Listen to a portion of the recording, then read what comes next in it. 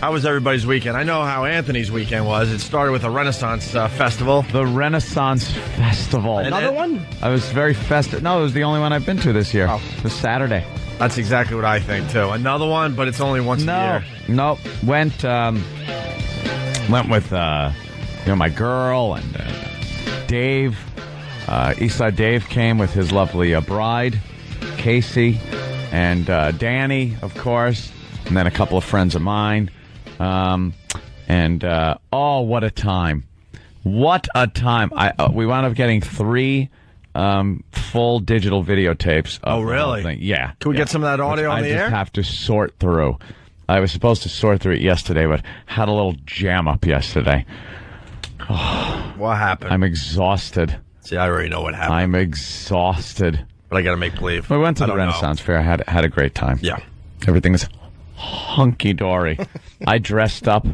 First time ever that I got dressed in Renaissance regalia. What do you mean first time ever? It is. Halloween parties. Oh, Halloween party's different. Everyone dresses up on Halloween. This was, the Renaissance. And then I was walking around going, hello, fair maiden. Wait, where'd you go with Fez? And you guys all went with something. Wasn't that a Renaissance Fair you went to recently? Fez didn't go. But didn't you go to one recently? No, we were planning this one. Medieval times. Oh, we went to Medieval Times. Yes, that's Isn't that different. kind of like a Renaissance festival? No. You just sit in your seat and eat, food without Eat big turkey silverware. legs. Big turkey legs. And we went there and had a great time. Got smashed, videotaped it, doing dangerous things. See, after you drink at a Renaissance Fair, the best thing to do is grab sharp objects and hurl them at targets you can't possibly hit. And mock other people that have weapons that they aren't doing good until they get mad at you. And then you threaten the guy behind the counter that you're going to start lobbing the weapons over the top of the little hut where the target's on it and send it out into the highway, and he gets very upset. Are you talking about the axes? Axes. Arrows? Yes, we were throwing axes Okay. at targets, and I was pretty good. I got the hang of it pretty fast. But there were a few guys that weren't very good at it, and we got much laughter, much jocularity laughing at them screwing up, and we made it known that we were laughing at them. Ha, ha, ha, look at you. You are incompetent. You should be embarrassed to be throwing those axes in front of the king. Who's the king? I was pretty good. I think I was, the king was walking around. Like the king walks around. One, you kidnapped the king, and then you could have become the king. The king's guard walks with him. Yeah. Are you insane? You take out the guard. He's just a kid from some college. Insane. Trying to make a few extra bucks over the summer. Exactly. Take out the king's guard, take out the king, and take over the Renaissance Festival. Is there a What's wrong hierarchy? with you? A hierarchy among those nerds? Like, Yeah. I'm playing absolutely. the king, and like the other guy who's playing the guard really has to kind of be nice to the guy who's really playing the king. Like there's guys that are like, well, I have to go to the joust. And he's like, oh, wow, he rides the horse. Yeah. And then there's lowly, whatever they called the poor people back then. And they're, oh, good day, sir, good day. They got to bow to people as they're walking down the little trails. Paupers? Serfs. Oh, that's right, serfs. The serfs. God, I learned that in high school. I can finally... You never get to use that knowledge, knowledge, right? And then there's a lot of fat broads that cinch up these corsets and turn their fat into boobs. They try anyway. And Danny had no qualms about, as he's videotaping one of these women, he points at her belly and goes, her boobs, and goes, "Hey, was that a bunt this morning?" Just pushing everything. Oh, he got hammered, Danny, without his shirt on, wearing nothing but a chainmail halter. Oh, he looked so queer. And who else did we meet? At a beer booth. Many O&A fans, by the way. Many O&A fans coming up, taking pictures with me, loving the show. And there was a girl behind the beer booth, one of the beer booths, and she goes, "I know you. I was on your show once. Uh-oh, what'd she do with her vagina? She was in What did she do with her vagina on our show? She certainly wasn't in there to discuss Russian history. Oddly enough that you say that. Yeah. Because in a way she kind of was with a Russian. Oh, okay. And another girl, she was, what was her name? Misty Monday? Misty Monday? Well, let me get her name right. Well, what'd she do on our show back in the day? Misty Monday. She was in Playmate of the Apes. Remember? I don't even know what I'm doing here. That was her. It wasn't her. Oh, okay. But she was one of the other girls in Playmate of the Apes. Yeah, but the other broad was the star. Yeah, she was. All right. But this girl, she was caught up in that industry for a while. Right. And we had a little interview with her that's on videotape, and got to pull some audio from that because Danny again starts talking about how well she's doing now working a beer booth at a Renaissance fair. Yeah, wow. Is she a porn chick? Yeah. I remember her back in the day. She was doing like the soft porn. Like they didn't really get into any action. So it's like, why would you buy these tapes? Yeah. Because you're not Playmate of the Apes. It's either you want to see lots of flesh or really good acting. The in-between stuff no one gives a crap about. You're getting nothing here. Oh, there's me with my gear on. That's beforehand and after. But I also got a nice hat with feather plumage. Yeah. And a sword. Yes. You fluffed out your hair, I see. Well, no, I just took my hat off. Because I can't wear a baseball cap in the Renaissance period. Wasn't there another hat you could wear? There's got to be something. Yeah, but I went around without a hat as I searched out a hat. And then I found a lovely one with nice feather plumage.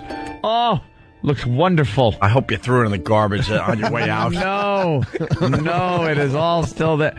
Well, actually... it's called buying the myth. We talk about it on the show all the time. You go to the Renaissance Festival, you buy all this stuff, you look cool while you're there, you look like you're fitting in, and then you have to walk back to your car in the parking lot looking like a doofus. Dude, the parking lot was no problem because other people were dressed like that. Right. What was odd was checking into the hotel. I swear to you. Complete regalia. Sword, bracers with knives in them. Yeah. Like I was fully armed, but people, you walk around the city with a sword and knives and you will be arrested in a second. But if you dress as if you are in the Renaissance period, people smile. They don't care that you have a weapon that can kill a crowd of people. Because they probably think you have Down syndrome and that you were at some kind of summer camp. My tongue did not look fat in what I was wearing. And then we went to the bar. Yeah. Up at the corner over there on 7th. And again, dressed in full regalia. Walked into the bar. With weapons. My hat. Yes. Greetings, everyone. Greetings. An ale for me and my party, please. Official endeavor. But people, I brought a smile to people's faces. You know you're going crazy, right? He's losing his mind. No, he's slowly but surely going crazy. It was funny. I had fun. Oh wait, who's that? Just a young lad dressed in his Renaissance outfit. I'm looking at the pictures on the website. Yes, there are some pictures available on Whackbag, I believe. You see a couple you don't like, you get mad at the girl, you call her a surf lover. Yes, indeed. So then what happened? Well, the food at the Renaissance Festival. Oh, yeah. Not the best food. Well, big turkey legs. What else do they serve? I remember going once back in the day. It was turkey legs. They call it steak on a steak. There's a steak strips, and they put it on a skewer, a wooden skewer, and they call it steak on a steak. Okay, terrific. And everything is just doused in grease. Oh, yeah. French fries and cheesy stuff and just awful stuff for you. So I opted to stay away from the unhealthy food and just drank a beer. A beer? A beer. A beer an hour? Well, it was beer every 15 minutes? It was a few beers. We had a lot of fun. I don't know how he has such willpower, this guy. Right. Stays away from the bad food, yet he gambles $250,000 and drinks alcohol. Right. The willpower. And We all need our vices. And then drives really fast back to Manhattan dressed like a pirate. No, I didn't drive. Or whatever. I did not drive. I'm not silly anymore like that. Yeah. That's for sure. But the food, very bad. And, of course, my girl is a vegetarian, so it's very hard for her to find something to eat. So she was eating the French fries, and she's had problems with gallstones. Oh boy! Over the past few months, and that food set it off. So here I am at the hotel here in New York City yesterday morning, completely feeling like crap. It's 7:30. I think I got to sleep at 2. We had been drinking during the night, and I was pretty hungover. And she's up going, I'm getting that pain again. And I know if it starts, it's just going to get worse. So loaded up the truck real quick, and drove back to Long Island to the emergency room. And by that time, she was hurting pretty bad. So they did all the tests that they do, but they did it like 3 months ago, and she knows that there's a problem with that and everything. And finally, after maybe 10 hours of sitting and in a room, but they were doing tests, and they gave her some good, stuff to stop the pain, so that was good. They decide, well, something, that's just got to come out. That's got to come out, the gallbladder. So now I sit here waiting, and she's in the hospital. Wait, they're taking her the gallbladder's coming, the whole thing? And they just take them out. Yeah, you don't take a piece of that. They're like nothing. You either take it all or leave it. It's a little thing. What is a gall? What do you do with it? You even need it. I think it's like if you let a plum just dry in the sun all day. That's what it looks like. I think that's what a gallbladder looks like, and it's useless. It just gets stones in it. Yeah, a gallbladder. Some stones in there. A gallbladder is pretty much useless in this day and age. Yeah. So it was the whole day Sunday. It's funny you say that the food kicked it off, because back in the day, always does. As a little family thing, we went to Kentucky Fried Chicken, and my dad keels over in pain from the greasy food. It set off his gallbladder attack, and he had his gallbladder out. My sister Dawn, she had hers out. The Reverend Dawn, whatever she is, performing weddings for people. Dawn Moon. Dawn Moon, right. Sung Young Dawn. She had eaten some Chinese food, and I guess something greasy, egg rolls and stuff. Yeah. And wham, had to go and have it taken out. Wait, how does grease? I don't understand how it works. I don't really understand. I think greasy food kicks your gallbladder into high gear. Oh. It ejects something in there to help break down the grease or something. Yeah, the gallbladder just makes weird noises, squishy noises. And this is what your gallbladder does inside you. And if there's stones in there, they can block up the duct that is supposed to come out of, and then it gets all inflamed, and it hurts like hell. But it's like having kidney stones or any other kind of stones. If you have no gallbladder, nothing changes, though. No, you just, I think you got to watch, you can't eat crappy, fatty food.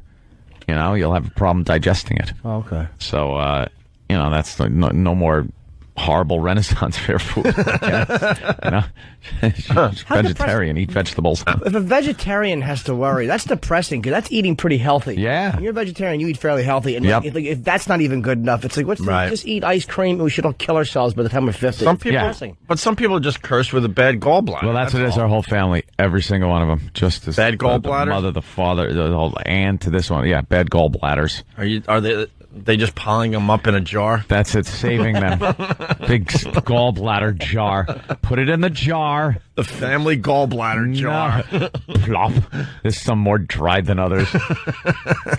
But so that was all day Sunday, just sitting there, and nothing more entertaining than sitting in an emergency room, hungover, no comfortable bed, and just watching people. Since you got to go for some test where they give you some kind of radioactive stuff, and then you lay under a machine and it scans you for 2.5 hours. Mm-hmm.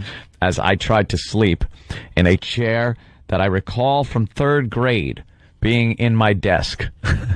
And I had a couple of blankets over me and was curled up to the point where I think when I stood up, they rushed me into surgery to fix my scoliosis they thought I had. I was hunched over. I said, no, I was sleeping in a chair. How many times did the doctor try to wheel you away thinking you were the problem? Oh. Because you were hungover and not looking good. I'm sleeping there. Doc, here he is. They're rolling it down the hallway. We finally got a room, so I got to watch Patton. I watched Patton, and then and I'm sitting there at about 11 o'clock a.m. thinking, there's no way we could still be here by like 7. Mm-hmm. I pushed it. I was like 7, finally be home, laying in bed. And then like 7:10 was there, and I'm like, oh, was I wrong?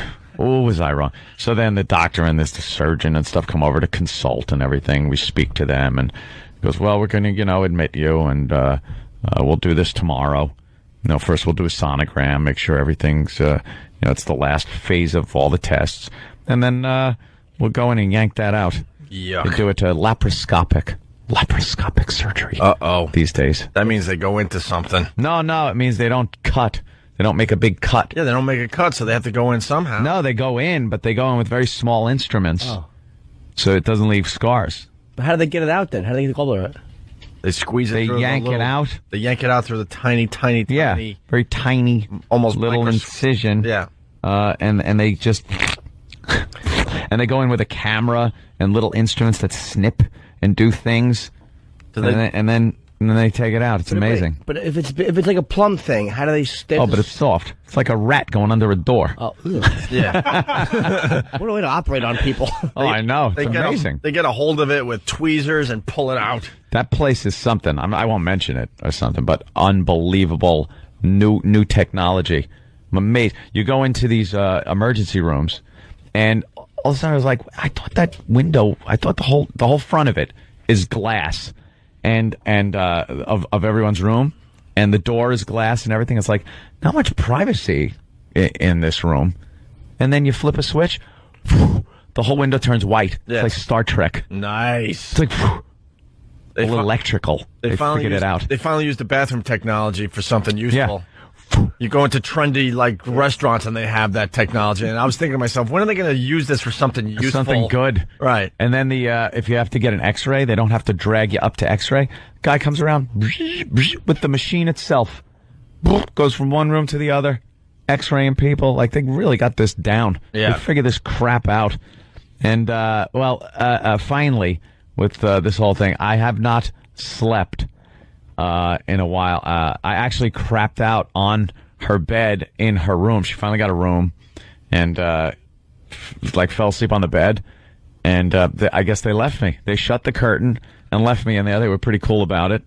And I woke up with no alarm, luckily, at 4:30.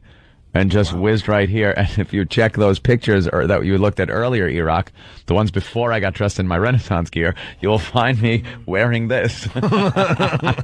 That's what you were wearing Saturday. We're up to Monday, this. man. No, I was wearing this, Saturday. But here's the thing. Please, did you change your underwear? I changed out of it. Not that we care, but... I changed out of it to put on my Renaissance gear. So I wasn't wearing this long at all. Are you free balling right now? No. Oh. I had my Renaissance gear on, which would have looked very silly. I was thanking God that I did bring clothing and didn't get dressed in my other Renaissance gear before I went, because I would have looked silly sitting in the emergency room with Renaissance wear on. It would have put me into psych, I believe. He thinks he's a knight. Oh, here's the Alzheimer's patient. I hear they go into the belly button. Huh? They go in and through the belly button, What are they, aliens? I think they untie the belly button, get in there. Untie it? Yeah, and then they tie it back up. There's no untying a belly button. It's called laparoscopic surgery. Doctor's going to put his big toe on the belly button. All right, put your thumb here. Hold it. They tie it back up and they push it back in. All right. How long are you out of commission for when you get your thing? It's the surgery's about an hour and a half, and then they hold you for one day to make sure everything's fine, and then you go home. Okay. And then you're back to rocking and rolling, right? Yeah. So you'll be leaving the show.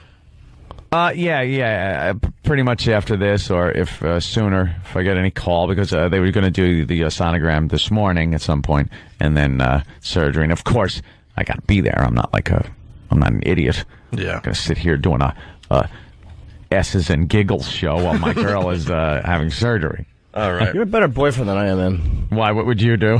Just like Godspeed. But even if I wasn't like on doing a show, even if it was like a Saturday and shit, he had surgery, I'd probably like, baby, call me as soon as you're done. Oh God! You don't want her. You don't want her opening her eyes in recovery, and the first person she sees is you, Jimmy. No. No, I wouldn't want to see me. No. If I woke up from surgery, I'd want to see doctors. Let's have like Clockwork Orange. You just open your eyes and there's like 5 smart-looking people. I wouldn't want to see my fat head over her arguing. Were you flirting with the male nurse?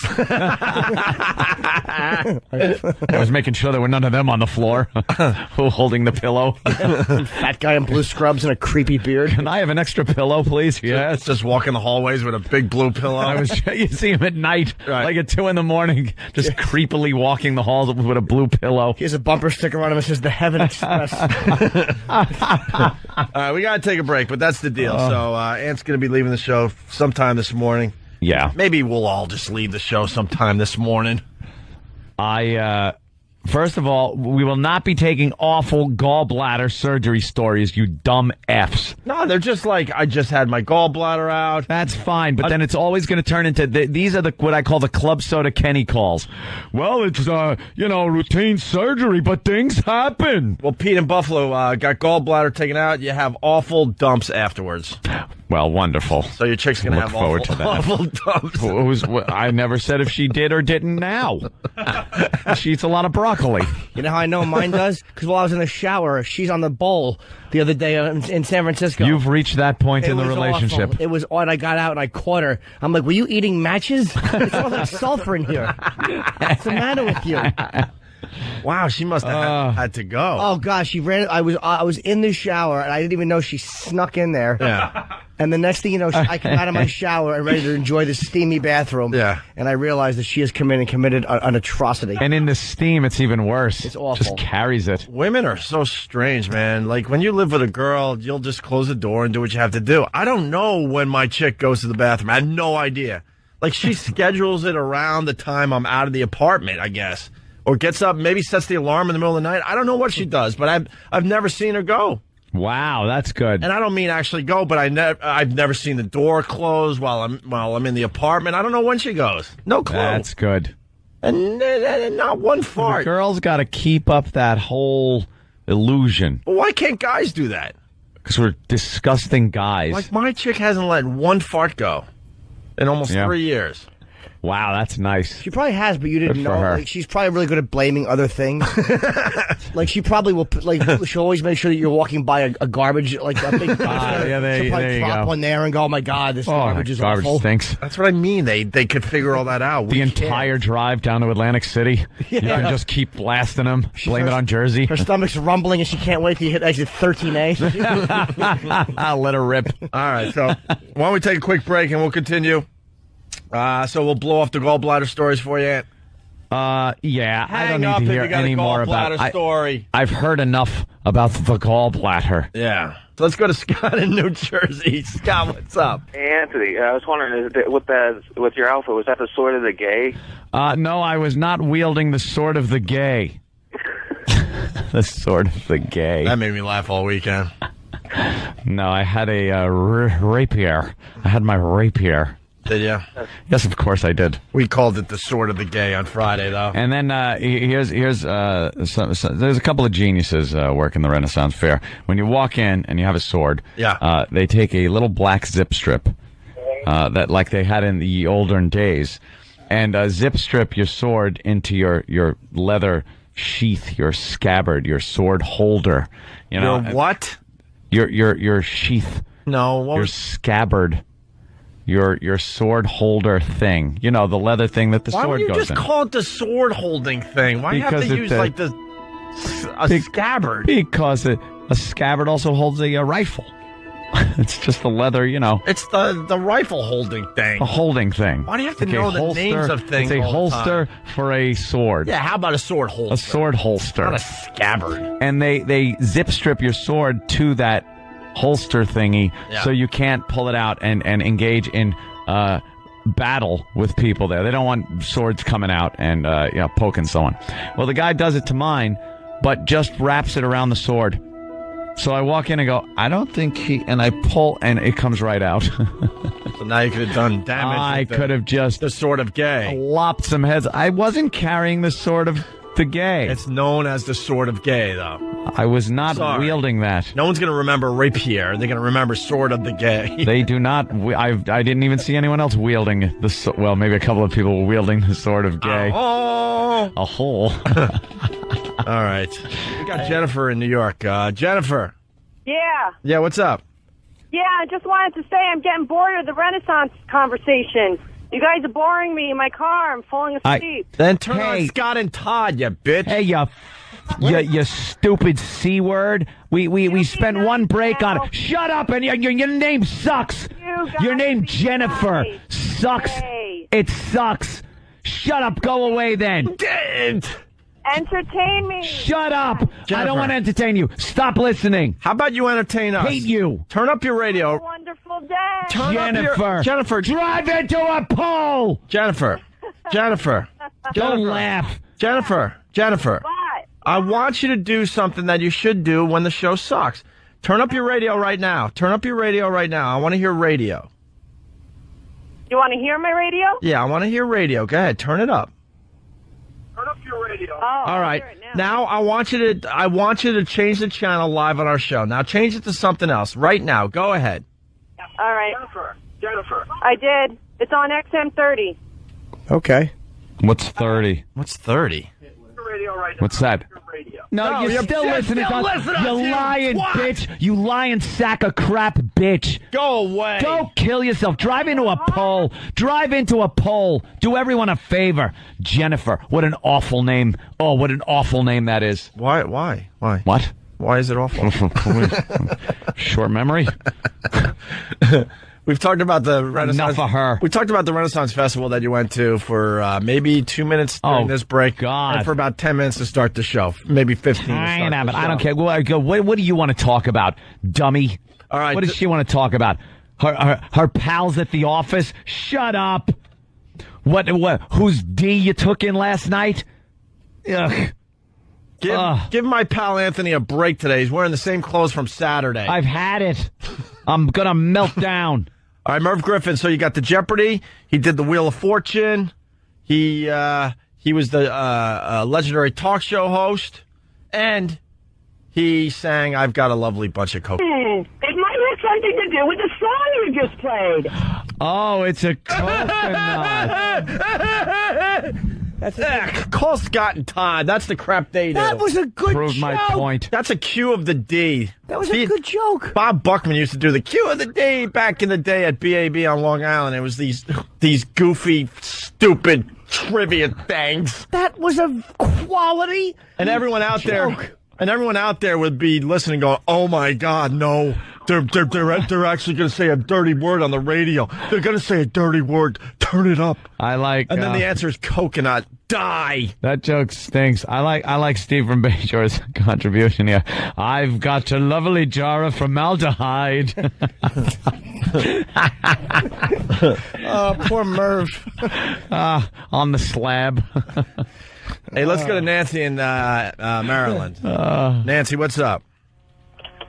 Hi, I bet you 2 of those 3 million people that were listening to that coconut song was probably Gus and Elmer. Oh, Gus and Elmer must have enjoyed the coconut song. They Those old queens. They would sing it the way guys and girls sing Paradise by the Dashboard Lights at weddings.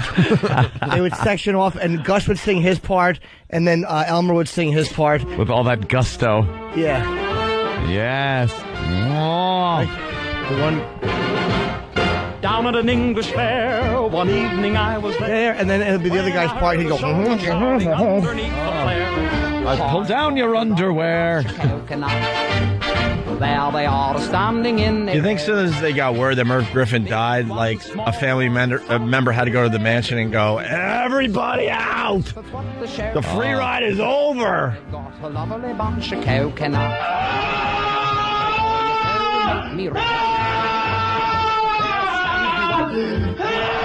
Me like a penny a pinch.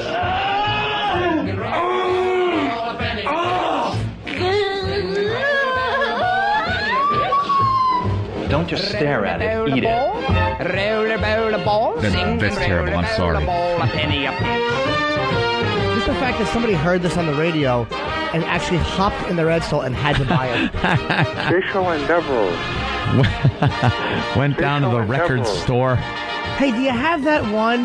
The coconut song. Yes, we do. Of course we do. Would you like to purchase it? Just let rain. Never sing about coconuts again. Just let rain. It's available in 78 RPM record. It's stereophonic. I hate people that roll their eyes. Roly poly. Roly. Oh, I can't do it. I've got a lovely case of AIDS. Why is it ironic that Merv had prostate cancer? It's, you know. Well, I guess someone should have maybe found it, realized it was swollen. I'm saying he should have gone for a checkup. Let's say hi to Cigars and Scotch. What's up, Cigars and Scotch? Hey, I have the answer to Jennifer's question. You got an answer to the cue of the day. It was Danny Terrio after Merv Griffin got through with him, allegedly. Allegedly. Yeah, Danny Terrio apparently was one of... was he apparently allegedly close friends of Merv? Close friends with Merv. Merv got him the gig, I believe, on Dance Fever. Dance Fever show. Ooh. We have any audio of Dance Fever? That was I grew up watching Dance Fever. Didn't we'll do that. Dance Fever. We'll do it after the break, though, okay? We'll find that and some other Yeah. things. And we're still looking for one good Jennifer to call the radio show. Good luck. So far, 0 for 2. Hey, y'all First one was obvious. stink. The second one had a dumb trivia thing Oh, where you're thinking dirty, and then, of course, it's not dirty. Of course it's not going to be dirty. Jennifer. That was a joke, though. That's the crap that Preston and Steve do, and Drew and Mike do. That's it. And Scott Exactly. and Todd do here in New York. Ugh, no cue of the D's on the Opie and Anthony show. The Jennifers are calling like crazy now, Anthony. We're going to try to find one good Jennifer so you can get the bad taste out of your mouth finally. Ugh. After all these years. That ain't going to happen, I bet you. Little something about this show. Every time a Jennifer calls up, Anthony goes into a bit of a tizzy. Because, that's the name of his ex-wife. Guys, you know how that is, right?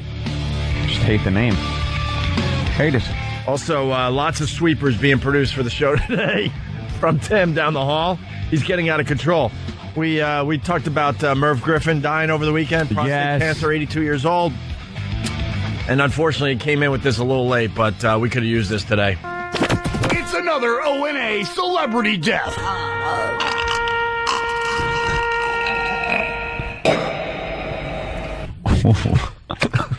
Cool. All right. I think he could have done a little more with that. What else to be done? I mean, that was obviously hours of labor. Timmy sweats over this equipment. And It's more about quantity than quality here. Apparently. Well, if you didn't like that one, you might not like this one. You know, when we were talking about the box office, Yeah. Rush Hour, made $50 million at the box office, #1 movie over the weekend? Yep. Tim produced this. It's the O&A box office report. I like that a lot. It's got everything you need. Laser sounds made by the mouth. Yeah. A film in the background. Yeah. And it tells you what it is. That's all it needs. Yeah. You're right. And, of course, don't forget, it's also Ringtone Monday Mania, Feel Good Story Monday, and Pot Talk Monday. Mm-hmm. I think we already did the Pot Talk with the whole space shuttle endeavor. A little space talk where you look off and get a little paranoid that you're looking into infinity. Yeah. You're looking into ever. I like to say you're looking into ever. Ever. It's Pot Talk Do Monday. you think the astronauts, as they're out there, they kind of take a peek to the left and go, that goes forever. That would freak me out. Oh, my God. I'd be like, just get me back on. On the Opie and Anthony show. Dude, that's trippy. Trippy, man. Why is the sweeper about something that we talked about today, but he produced that like a while ago? Whoa, How'd that happen? What's up with that? Something's going on. I think I know. Busy bee. Tim is magic. Yes, you knew what we were going to say. He's got wizardry. Tim engages in wizardry. That's right. When he makes these sweepers. That's right. When he's not having his hair cut with retarded people. He's going, give me whatever it is he has.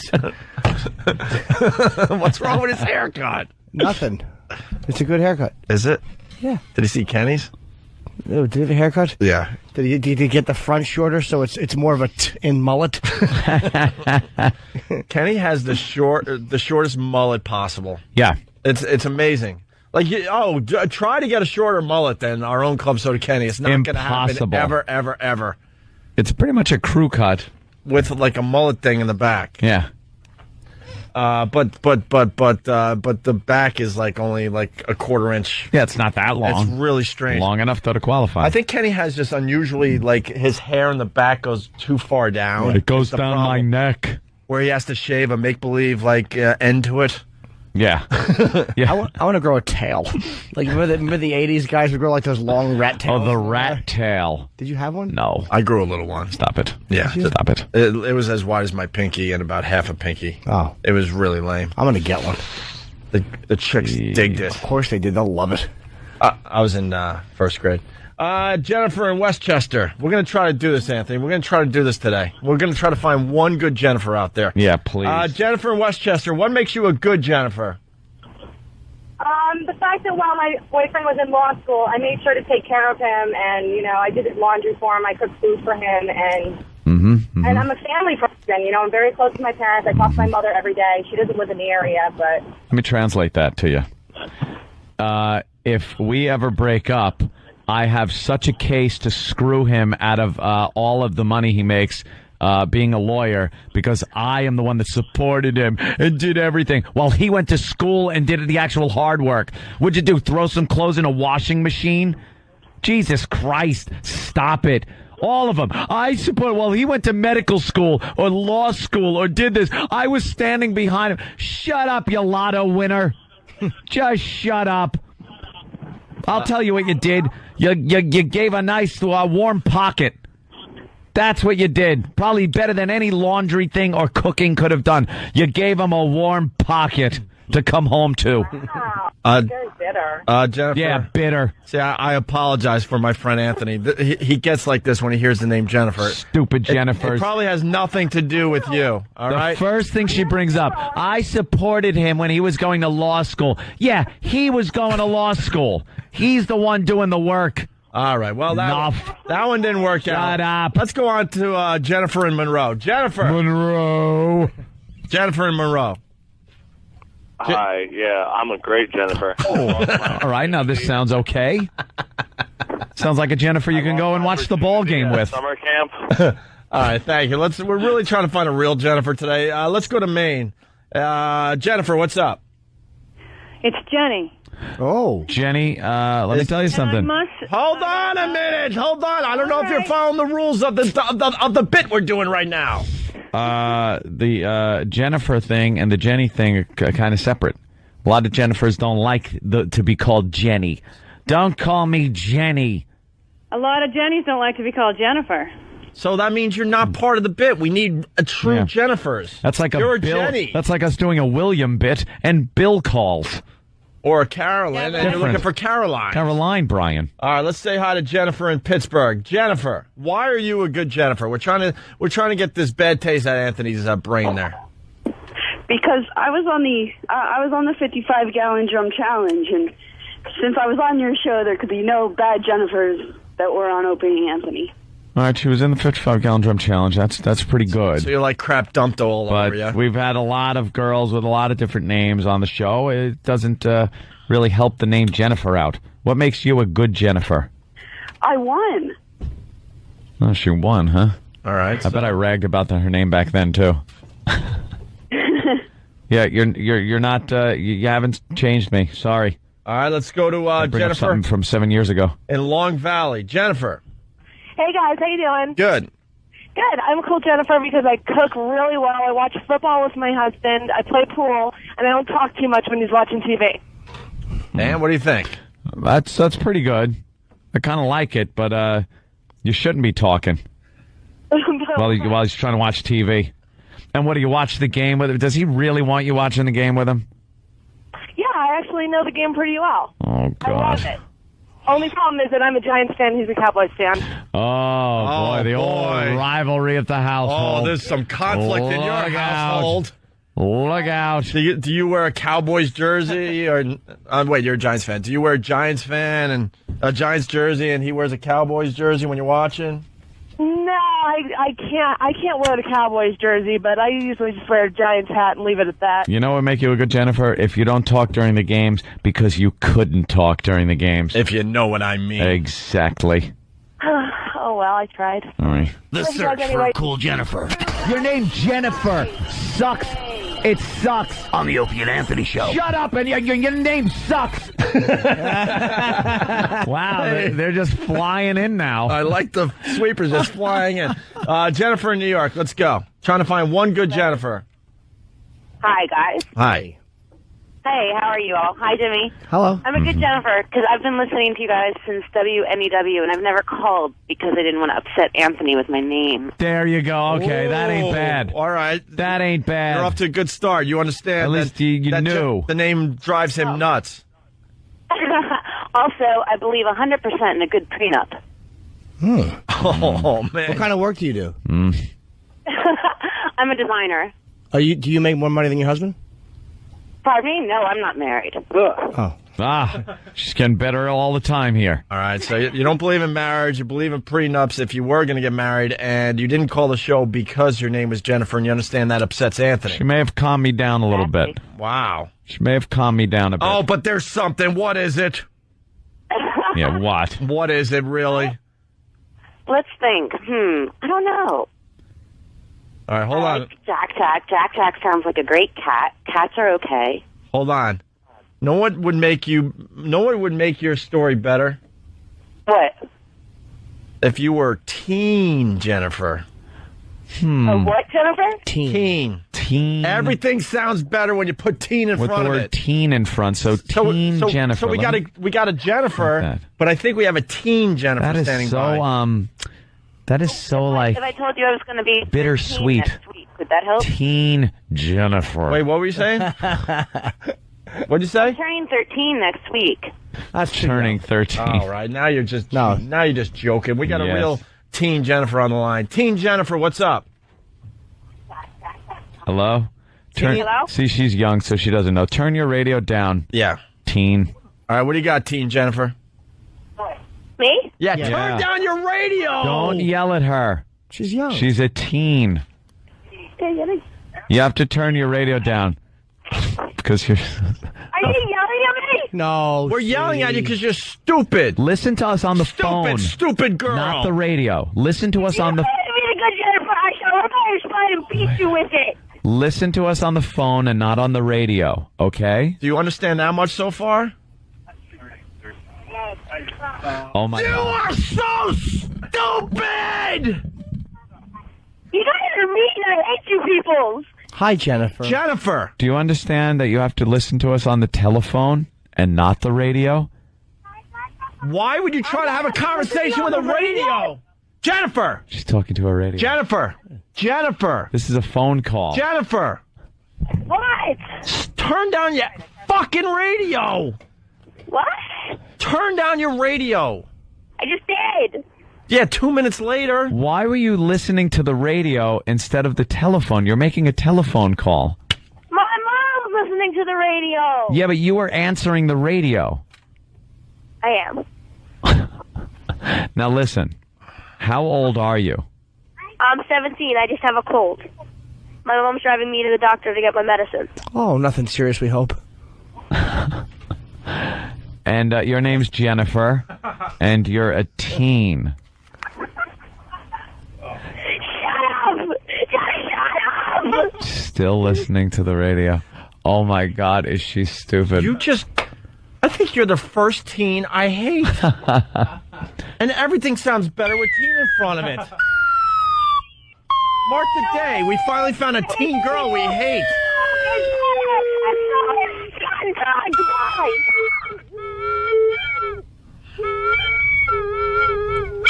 There goes the boner whistle, too. We were doing so well. Boner whistle's not happy with that phone call. Oh, I was sure we were going to get... But she just...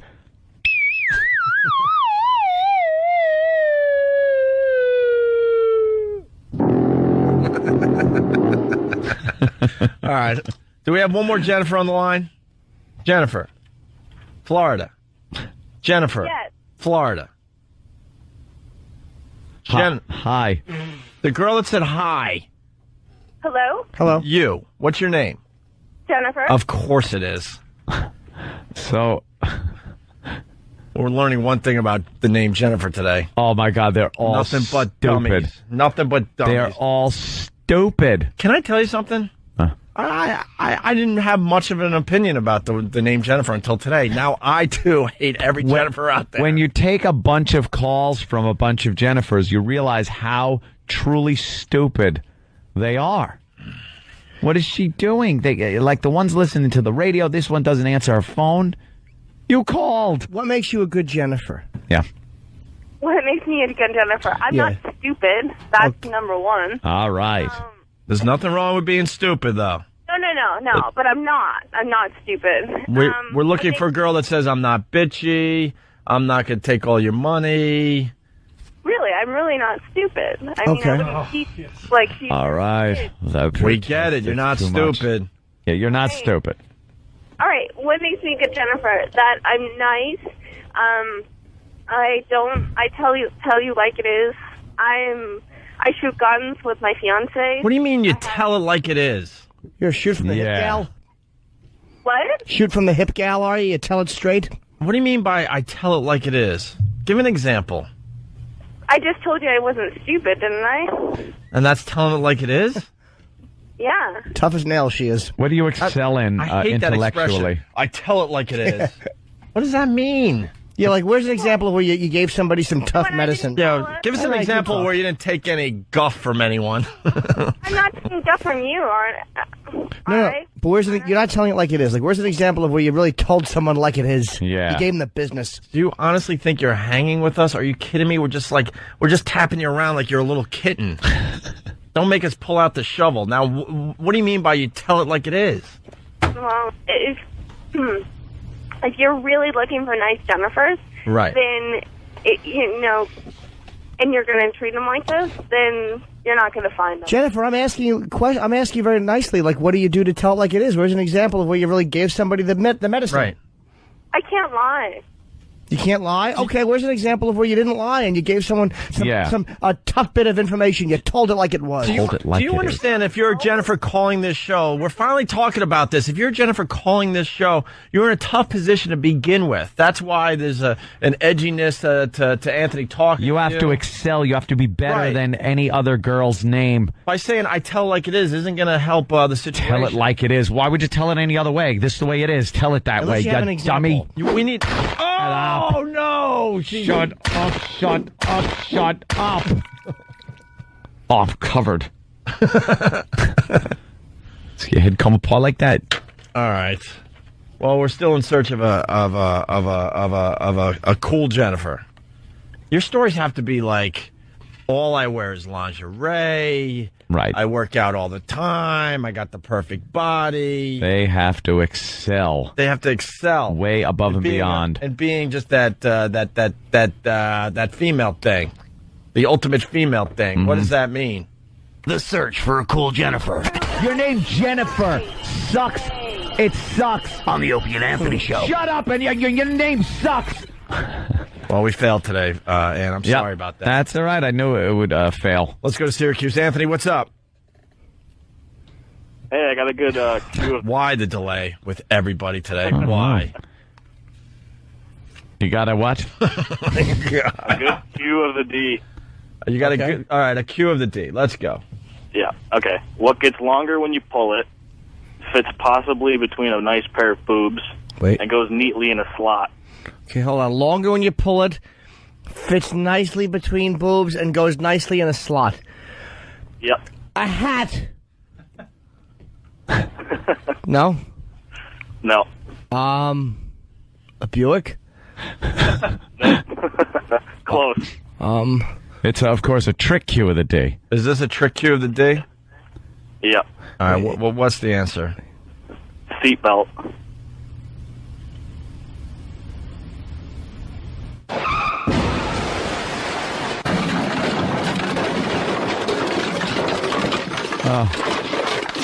Thrown from the vehicle. All right, listen.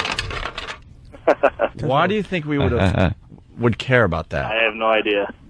Huh? Are you listening you're in Syracuse, right?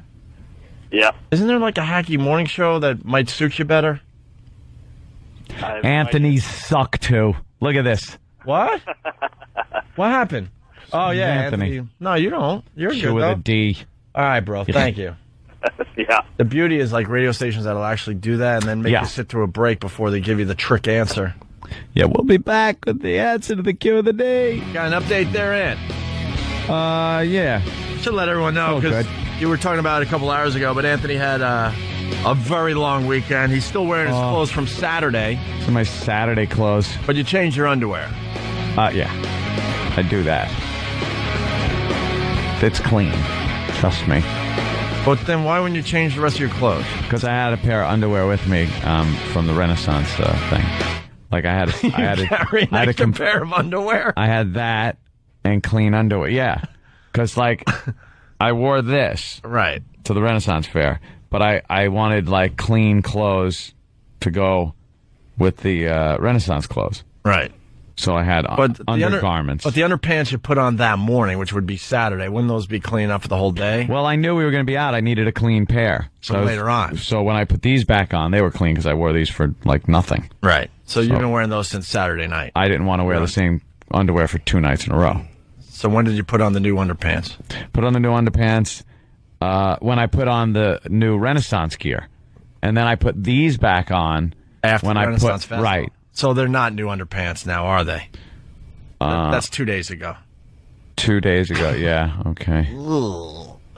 But anyway. No, Jesus Christ. You just need a break today. Had a long, hard evening. Anthony, his girl is getting her gallbladder out today. Yeah, stupid gallbladder. Right at what, 9 o'clock? Well, they give her like a sonogram at 9. 9? And then see where everything is. Yeah. And then they go poking around and yank out a gallbladder.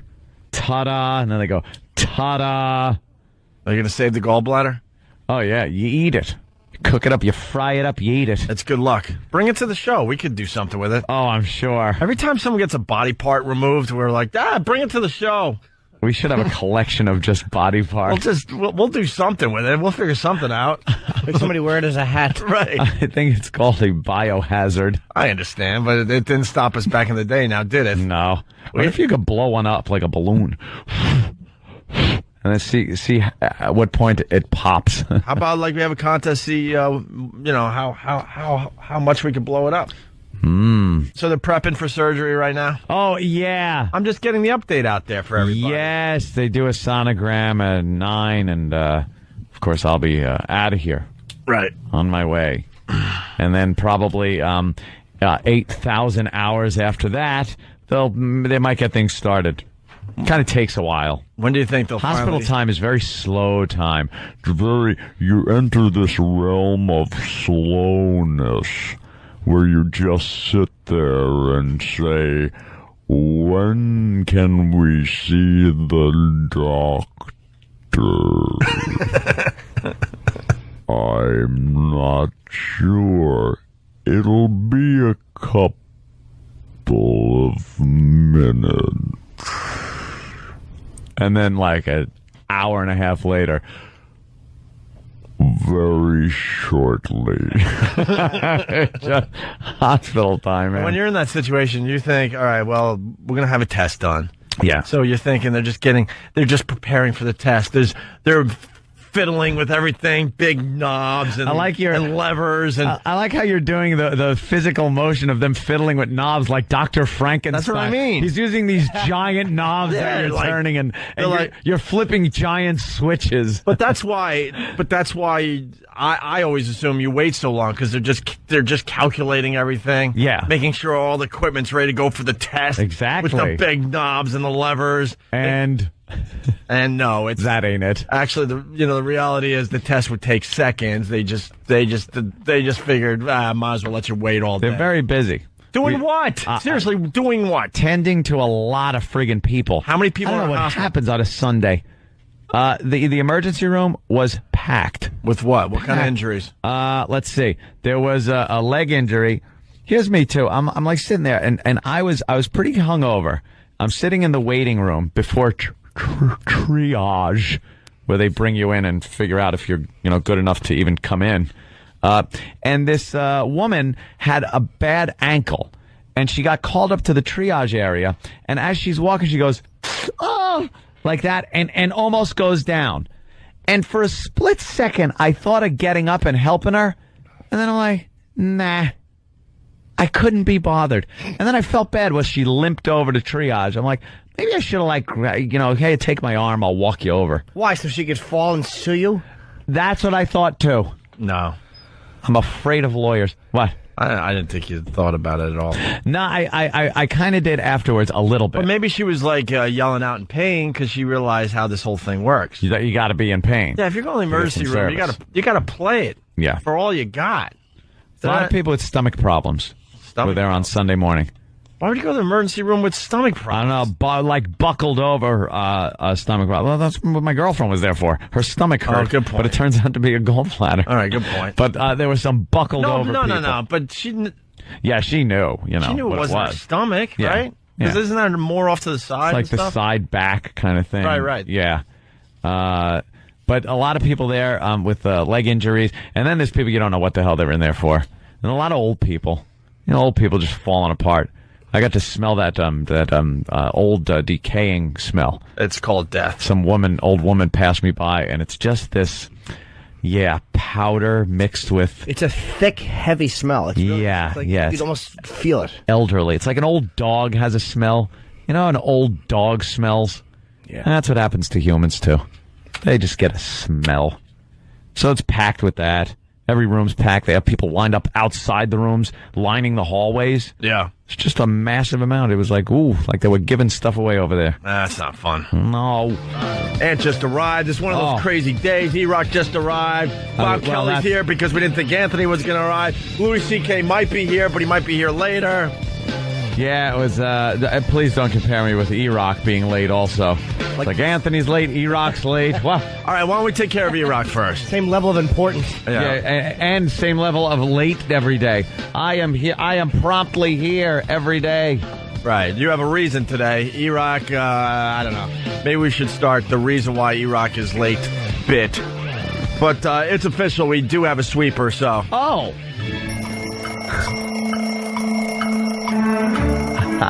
E-Rock's late. E-Rock. E-Rock's late. E-Rock. E-Rock's late. E-Rock. E-Rock's late. E-Rock. On the Opie Anthony Show. He's just shaking his head. He's just shaking his head over there.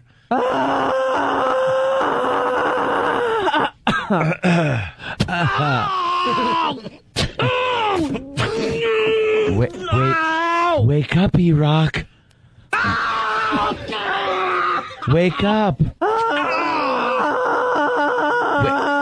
No, you gotta get up.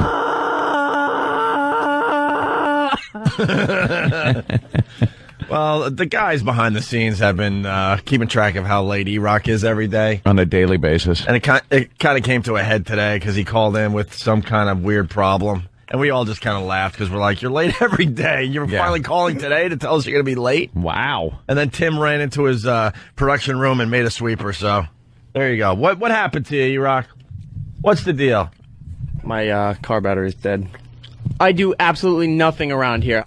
Oh, so you figured you could come in late. Thanks. So your car battery is dead. What year's your car? It's 2001. Yeah. Oh. Yeah, that happens. It's like a 1978 excuse. Yeah. My Gran Torino didn't start. All right. Car didn't start. What was it completely dead, or was it there's a couple of kinds of dead. There's the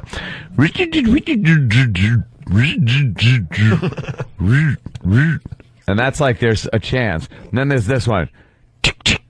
Oh, that is the worst. Which is pretty much you're screwed. And then there's this one. And that's real bad. Yeah, that's just the click. The nothing, the key turning, and oh boy, there's a problem. That's almost better, actually. But when you're going through that whole process though, you're like, all right, I think I should. I'm gonna try it again. All right. Stop right there. Stop right there. Don't kill it. Okay. If I pump the gas. All right. I'm gonna wait. Pump the gas. I'm gonna wait 5 minutes. All right. Here we go. Stop! You start yelling at the person. Stop! And then There's you just still give a chance. it. Then you just got to give it the shot.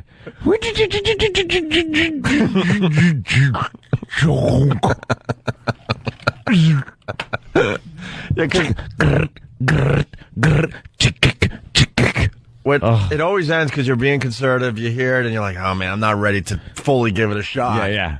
And then save a little. And then you just go nuts until it's just clicking. Click. Make sure everything's off. Turn my radio off. Turn my air conditioner off. Everything's off. Don't push down on the gas. Max power to the engine. You're going to flood it with gas. Don't push down too much. Don't flood it. Of course, a car that hasn't been made that could be flooded since the 70s. Good point, sir. Good point. Flooded. When was the last time your buddy had to go, it's flooded? You smell gas all around. It's like a high school excuse. Damn it, flooded. Pop the hood and hold down the choke. You have to have a friend. No, it's a special way. Put your finger in there and keep the butterfly valve open in the choke a quarter of the way. Boom.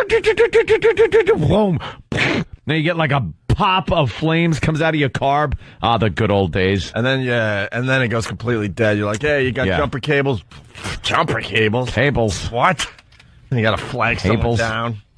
Anyway, we got Kevin from Connecticut. He writes, E-Rock should be woken up by the Buffalo rapist every morning. Oh, God.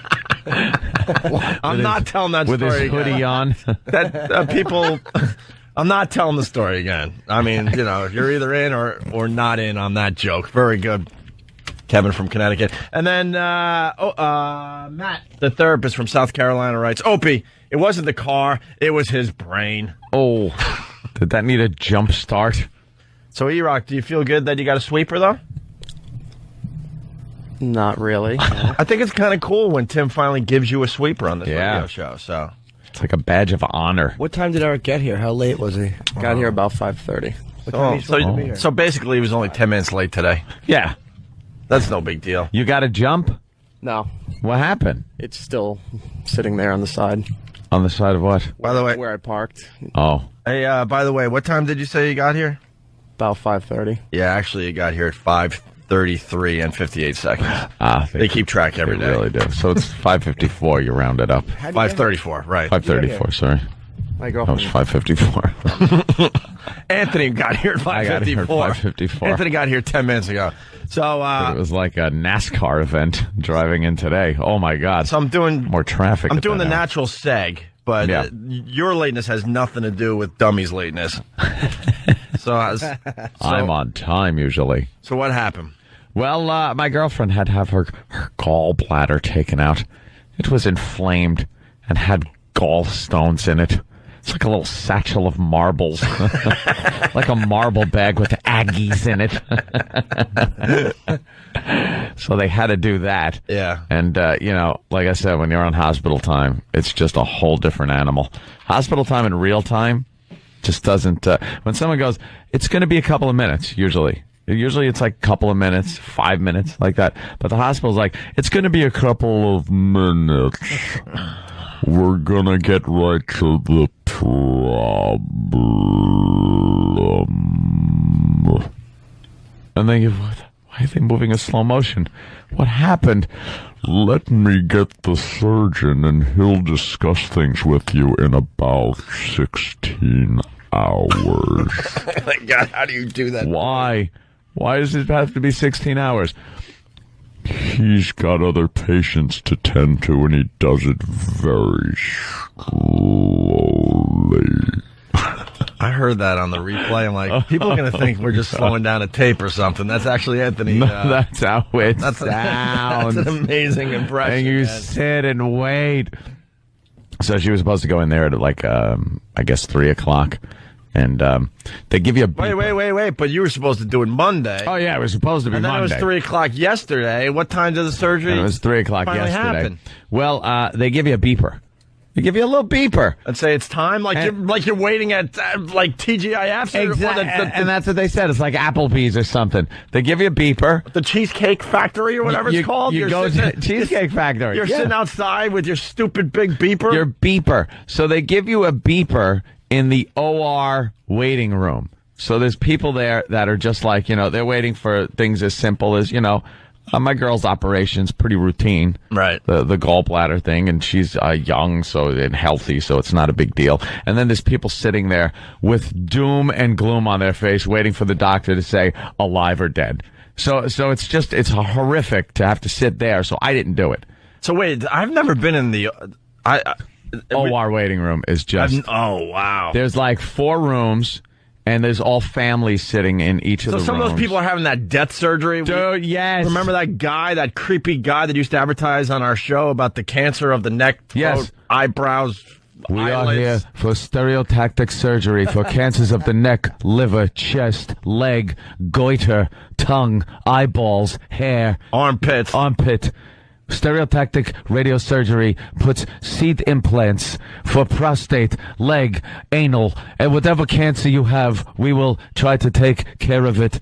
That was the guy that also did George Harrison and decided it was a good time when George Harrison had old pudding brain to go in and have his guitar signed. Yeah. So he got, I think he had a little ethics problem there, and now he's clipping toenails somewhere at an old age home. And we were the problem. Yeah, we were the problem. And we were the problem back in the day. We had to run these stupid commercials. Because they had the cancers. Piano music behind it. It was like, ding. It's like, ding, ding, ding.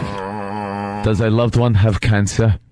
Cancer of the neck, throat, nostrils, back of head, tailbone. He'd list a bunch of places, and you're like, cancer of the tailbone? Yeah. But of the spine. It's like, we all know what kind of cancer you get, but this guy, he came up with one. And so many more to worry about. Cancer of the teeth, cheeks, eyelids, nostrils, right, sinus, gums. Yeah, it is. The little ball bag in the back of your throat. Adam's apple, fingernails, fingernails, fingerprints.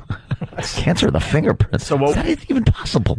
So So back in the day, we're playing these commercials, and Aunt and I finally had it. We're doing afternoon drive. We're supposed to be happy and entertaining people, so we take his stupid commercials and we start playing music behind them to see how the mood changes. So we started playing like Benny Hill music as he's talking about these horrific cancer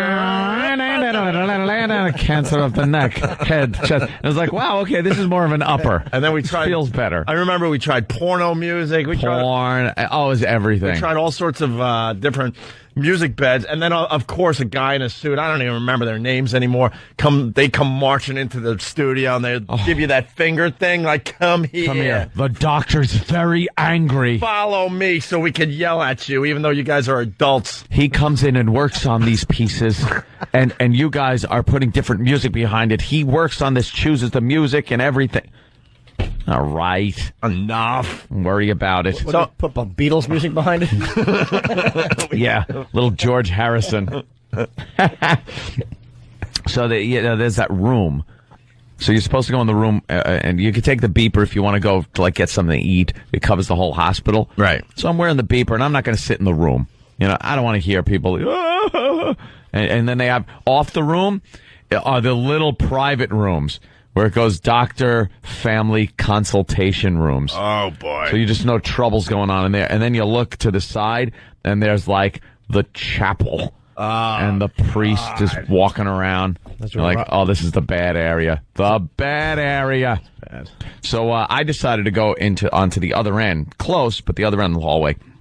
There's a big glass room, and there's families sitting in there, and they don't seem so sad. And there's TV in there. So I go in and I watch, and I'm sitting down, and Lifetime is on. A Lifetime movie is on. God, and there's women sitting in there. So I'm like, I'm just going to sit. I'm just going to watch this. It was so embarrassing to sit there. You think Lifetime is a safe thing, but it was a movie about a dentist played by Tom Wopat. Tom Wopat was the dentist, and apparently he was raping his patients. And I'm sitting there with these old ladies and I have to watch this, and I'm looking up, and there's Tom Wopat, and a woman is under anesthesia, and Tom Wopat's hands going up like her thigh, and he's unbuttoning the shirt, and I'm looking nervously over at the women. He raped me! It was so embarrassing, dude. I was turning red. I kept looking over my shoulder out the window like, is the doctor coming to consult with me? Because I didn't want to look at the screen. Why would they watch Lifetime in a hospital? There was one rape victim, and she had no one to back up her story. So Tom Wopat just said, look, it's consensual sex. He got her pregnant. So they did the DNA testing, and Tom Wopat's baby it was, and he said, well, no, we had an affair. She's a married woman, but an affair. She's like, hey, rape. All right, how did he get caught? They always get caught because that's the women's channel. Guys are all scum on that channel. Well, his lawyer was very good. It was, what's her name? Wonder Woman. That Wonder Woman was his lawyer. Linda Carter? Yes, Linda Carter was his lawyer. And then I believe, who's the Emmy Award or the Emmy nominated but never won actress? Susan Lucci. Susan Lucci, I believe, was the other lawyer. And they figured with the rape victim, the original one, she found another woman that was raped. So they go into court figuring this is a slam dunk. But this private investigator for Linda Carter comes up. She was an actress, you know, and a budding, aspiring actress. What did he find, the private investigator? Nice little video and pictures of her early modeling days. So threw her out. Couldn't use her as a witness because she was doing porno. Well, why can't you use someone as a witness just because they did porno back in the day? Dumbatic, because Tom Wopat's lawyer, Linda Carter, was just fantastic. I hate that crap when you read about cases and stuff. This person was thrown out because, you know, they went to a kegger once in college. Well, that's what they do. I mean, it's like... they do. So they figured what they got to do is plant They still saw cameras. the car accident. I mean, give me a break. Doesn't matter.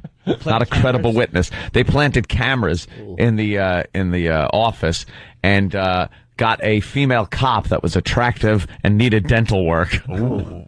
What are the odds? He gave her a good cleaning. All of a sudden, oh, look, my face and hair are clean, too. That's what he was doing. So they have the cameras on him. Wait, so she had big boobies and like, and like a food pocket that needed cleaning out. They had a tender moment where she didn't want to do it, so the rape victim had to sit her down and say, we can't have this happen to another woman. Ew. And she's like, well, I'm not sure if I'm ready for this. You need to be strong. She goes, but what if he touches me and stuff? We'll be there for you.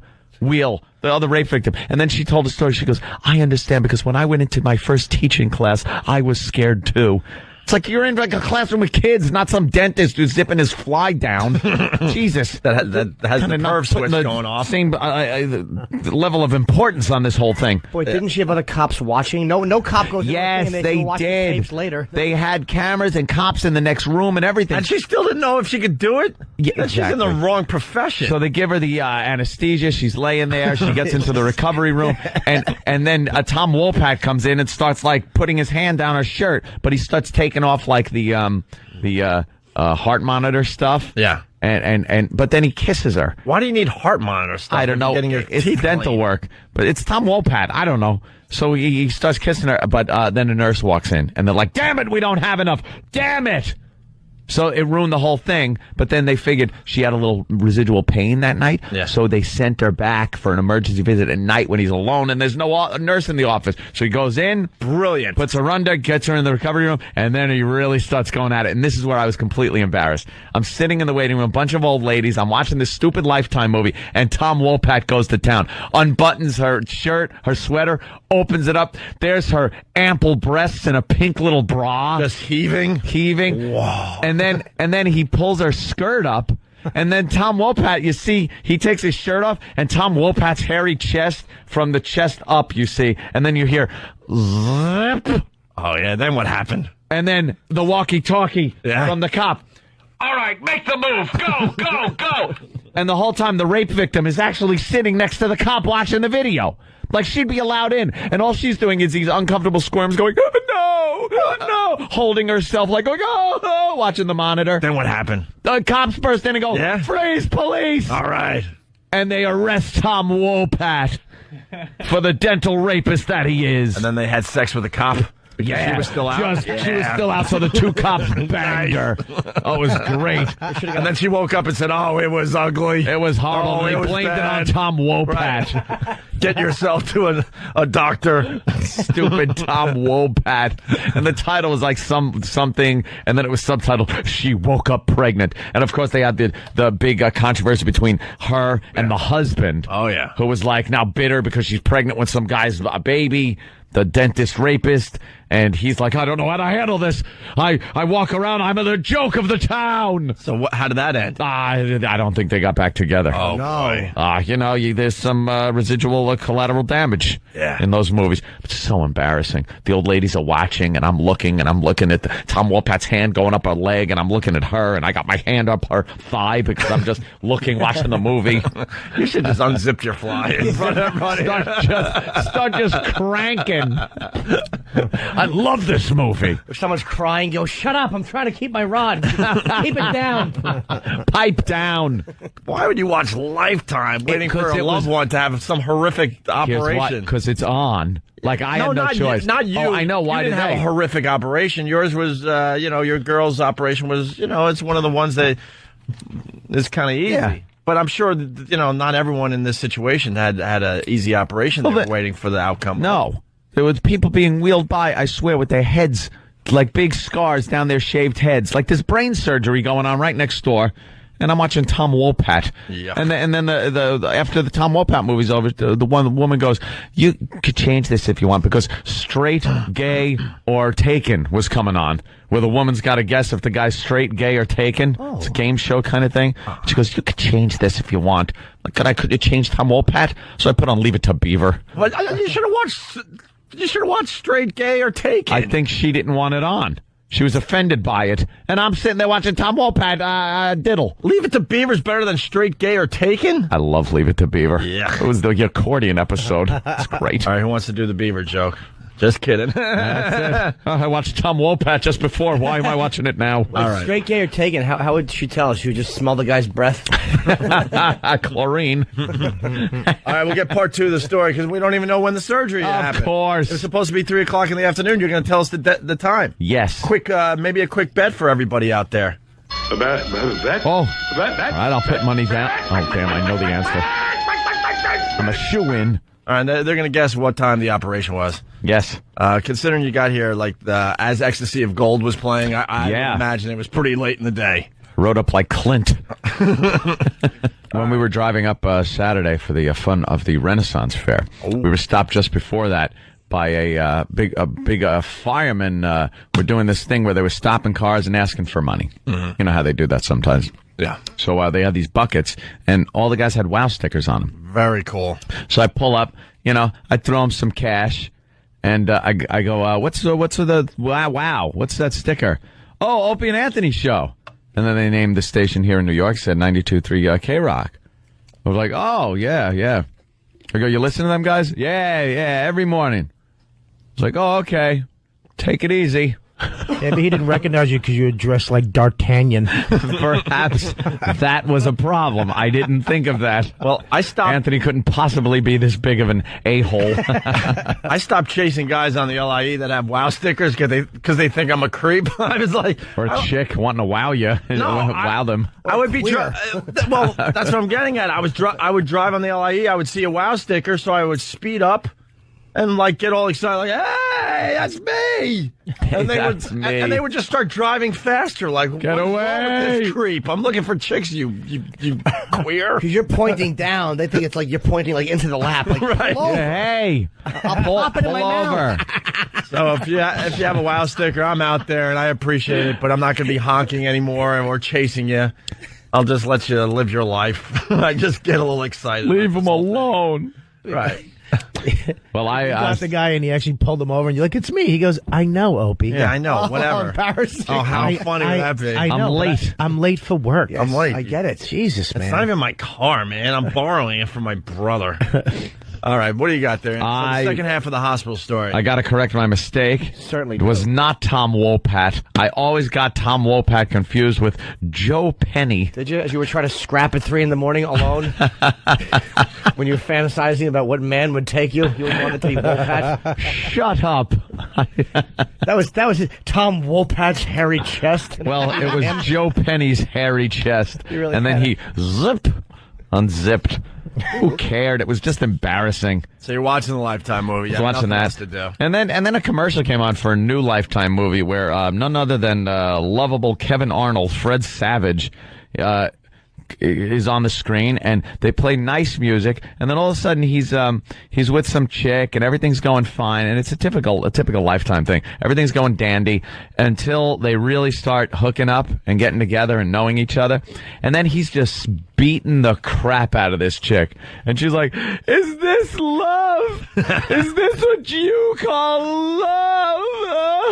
In a very special Lifetime movie. White Snake, is this love? Let's go, E-Rock. Fred Savage. No, we need that Lifetime crappy, like, sap music. In a new Lifetime movie starring Fred Savage. He's moved on from being Kevin Arnold, and now he's a real douche. And he's just beating this woman. Why do you... You said you loved me. And he's choking her against the wall. It's like, that's how you get credibility if you were like Tom Arnold or Kevin Arnold. Tom Arnold. If you were Kevin Arnold, little Fred Savage, and you want to kind of get that behind you, you do a Lifetime movie and play a rapist or someone that just beats women.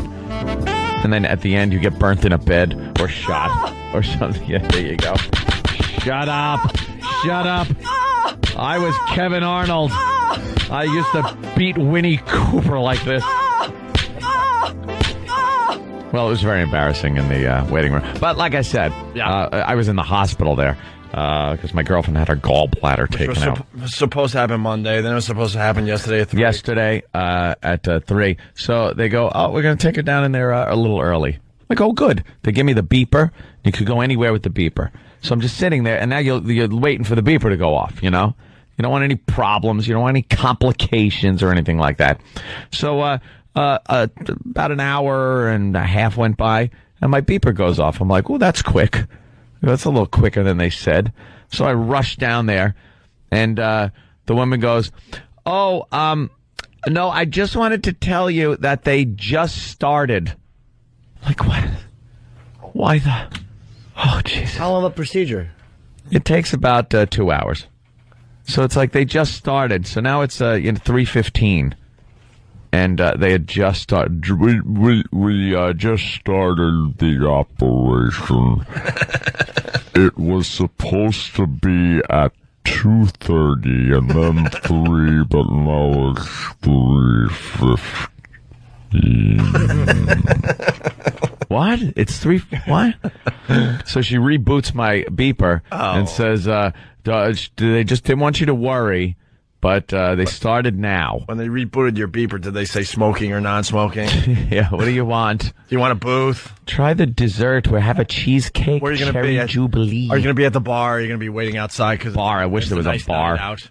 I had to go back to stupid Lifetime. Yeah. But no, they give you a beeper, and you got to wait for it, and then the beeper goes off again a little later, and I'm like, okay, it's done. No, it's just time to turn in the beepers. Now you got to wait in that area. You can't mosey around anymore for the doctor.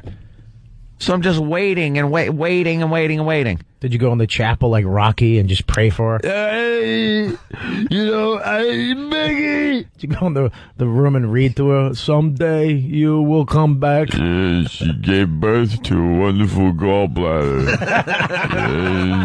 Yeah, I want to thank you. But Mickey not here. Hey! Yeah, maybe me and you and a gallbladder go to the zoo. I like the tigers. Jackass. And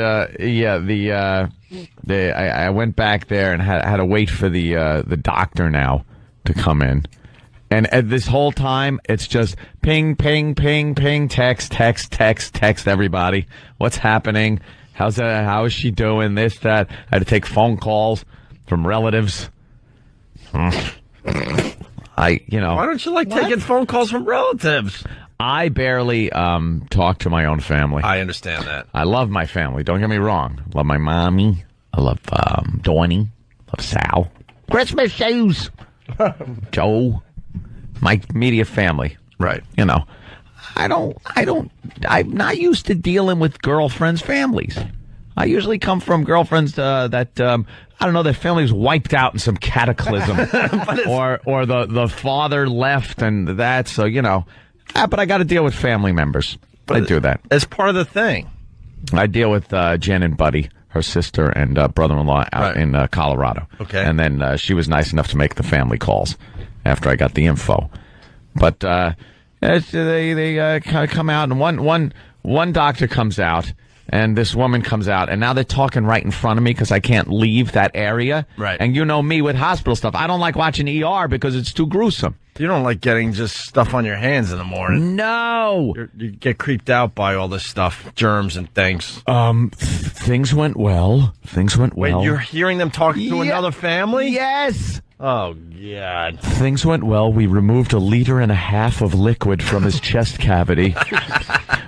What we had to do to make the cavity smaller, because the liquid keeps forming in there, we put a drain in, and we had to rough up the rib cage. I used like and he's saying this, I used a file, and we roughed up the rib cage, so now when it heals, the lungs will adhere to the rib cage to diminish the size of that pocket that the liquid was. He used a cheese grater on the inside of his ribs. Know what it sounds like? If you ever take a peek at those cooking shows, they're like, all right, so how'd you make the cake? This is what I had to listen to this. And what the surgeon sounds like. I'm getting all woozy because it's just, I'm picturing someone taking a cheese grater to the inside of your rib cage, and it's horrifying me. And it's like, he goes, it works like a Velcro.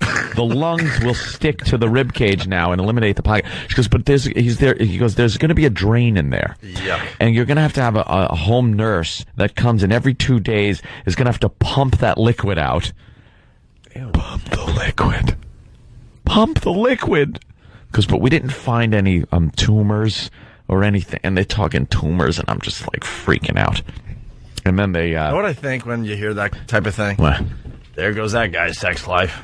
It's over. Who the hell wants to bang him when the person knows that a nurse has to come and drain his chest? Drain that chest liquid. Banana juice could actually go all over your chest while you're having sex with them. Yeah, nothing takes the sexiness away from sex when you realize that the person you're supposed to have sex with had their ribs cheese grated, so the lung sticks to it. And it can leak out on you during sex. Right. Oh, look at that. I'll just tape out a goodie. What happened? You typed goody? Goody. What? It's my baby. Oh. My girl. So then, you know what took so long? Why there was a delay? Huh? You know why there was a delay? Why? Because during all this whole thing, she's been given blood. They take blood. They take urine. They take tests of everything. Checking for everything. They wheel her in for the operation and look at the chart and go, oh, we never gave her a pregnancy test. And she goes, don't worry about that. I'm not pregnant. And no, she wasn't. But they had to give her a pregnancy test before she went in and got the operation done. So it's sitting another hour waiting. But we'll get that pregnancy test right away because this is top priority, and we want to make sure you get out of here quickly and back to the recovery room. Because this is a hospital and people have to be taken care of. Holy mother of God. Hey, I think we got a good combo here. You talk really slow, and then my sick laugh. It's probably creeping people out there. It is creepy. Damn, I got to smoke some more pot to listen to this. Very meticulous. So she's in there. A pregnancy test takes seconds, though. It's a little... Not in the hospital. Just got to see a strip turn blue or whatever it is. Blue, pink? No, they don't. What do you think? They use that store-bought crap? Why not? They take a blood sample and use that. They give it a kick to the abdomen and see if anything pops out. Just stand over this white tarp. There it is. We have one stewed tomato. Oh, come on. Oh, boy. All right. Sorry. That's the test. Kick, and then the doctor cups his ear and listens for the kerplunk. So they did that, and more time goes by, and then a doctor comes by. woman doctor comes by, and she looks in the room, because I didn't want to be in the room with the families and stuff like that. So I'm standing outside the door, kind of leaning against the wall, screwing around with the iPhone, you know. I got a signal, so I was able to go on the web and just scroll around. And she goes, "Oh, Mr. Kumia?" I was like, "Yes." And she goes, "Okay, everything went fine. We took the gallbladder out. We were able to do laparoscopic surgery, which is good. You know, they don't take the machete and slice open her abdomen. They poke a few tiny holes. They do something. They take 3 or 4 holes, right? It's not even a hole. It's a little incision with these little micro stitches, and you don't even see scars. And then the belly button. They go inside the belly button and cut that, and then stick something in there. They put a camera in the other hole there, and they kind of like peek around. And then they pull the gallbladder out of the belly button like Alien. Nice. Like that Mexican witch doctor? yeah. Where they're pressing and pull a cotton ball with blood on it out. You are cured. How do they untie the belly button? You don't untie it. It's just there. Look at your belly button. It's tied. God, she's got an innie. It'd be impossible, an outie. Just squeeze it like a zit. But they took it right out of there. Maybe she has an outie now because that's the gallbladder. No, I saw it. I was actually able to look. Yeah, the gallbladder's hanging out. Hi, baby. Ah! Wait, what'd you say? I was able to look. At what? At the incisions and the thing, because they were just covered up with like this clear little Band-Aid. I thought you were able to watch the surgery. No, they're just like 3 little Band-Aids. Hey, like nothing. There's an observation coming in. Oh, of course. We like when the audience participates. There's an observation coming in. This guy didn't leave his name, unfortunately. But he's noticing that you're a different person. He goes, "Aunt, you're a fag. If Jennifer," which is Aunt's ex-wife, sorry to bring that up, Aunt, was in surgery, you would have been in a hot tub with a chick with braces. Right? I don't know if I can deny that. I really don't know. There's a lot more concern these days. The old days, you would have been like, call me when you need a ride home, sweetie. Yeah. You should have been the obnoxious boyfriend screaming that you better not have scarring or you're not going to be able to F. Better not be any scarring. Take care of that. And hey, Doc, how about an extra stitch? Oh, wait a minute. That's for the pregnancy. So, what time was the surgery? People bet out there. Finally got to it at 3:30. Oh, that's not bad. That's when it was. But she was supposed to be in early. Right. Like, they were like, hey, we could take you early. So they wheeled it down there at about 2:15. So I'm like, all right, great. Going to get this done with early. And didn't start until an hour later or so, or an hour and 15 minutes. But then they go, okay, you could see her in recovery. And recovery is always fun because the person is so effed up. They give them, the drugs, and she's like, "Hi, how are you doing? Everything went fine. I woke up. I didn't know who anybody was." I was like, that's because they're doctors and you don't know them. It's not the drugs. You just don't know them. We don't hang out with doctors. We've never seen these people before in our lives. I was scared because I didn't know who anybody was. And then all of a sudden they'll be like, well, they took the... Like, baby, are you sleeping? Oh, baby, hi. Yeah, I was just here. You all of a sudden got Alzheimer's for a second. Hold my hand. Oh, that's a nice icy hand. Yuck. I can't really talk. My throat is so dry. Ask if I can have some water because I'm... And then the nurse comes over. Oh, we'll get her some water right away. Any second now, there'll be plenty of water for you. But she's thirsty. Hi, baby. Number 3, you're up a third time. Oh, and the nurse comes over. Excuse me. I'm just going to give her a little something for the pain. Yeah. Because I thought that's what she had. Yeah, we're just going to give her a little more because it's a very tender tummy and stuff. And they inject her with something, and she's just, that was the same stuff they go. She's out. Gone. We're going to wheel her up to the room in about an hour so you can see her then.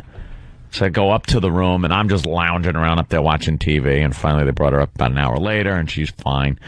Fine and dandy. As a matter of fact, her the last text that just came in moments ago. They are still planning to send me home today. So they're sending her home this morning. And my answer was goody.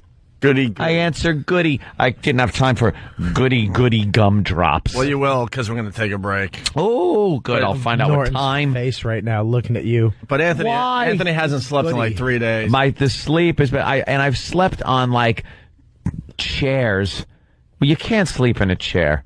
There was one thing. She had to go for one of the tests Saturday or Sunday, where they they make her drink some radioactive stuff, and then they put some scanner over her for 2 hours. And I'm sitting in this chair, and the room is freezing cold to keep the equipment cold, so I'm covered with hospital blankets in a chair, and it's a regular chair, a hard surface chair, and I'm trying to get comfortable in this thing, leaning my head on the back of a chair. And you know how, like, your normal office chair is kind of soft on the top, so you can actually lean your head there and maybe catch some cushioning. This was a slice of wood about a 1/4 inch thick that was carving into the side of my skull. Were you sick of saying, I'm not the patient? I'm not the patient. I just look horrible. Stop trying to wheel me away. I'm not the patient. Stop it. Hey, Stephen S. from Bayshore, did Ann take the gallbladder home as a tasty treat for Jack? Little Jack. No, it was full of marbles. And Hector from Georgia, the reason the surgery took so long was her parents needed to sign her permission slip. Consent form.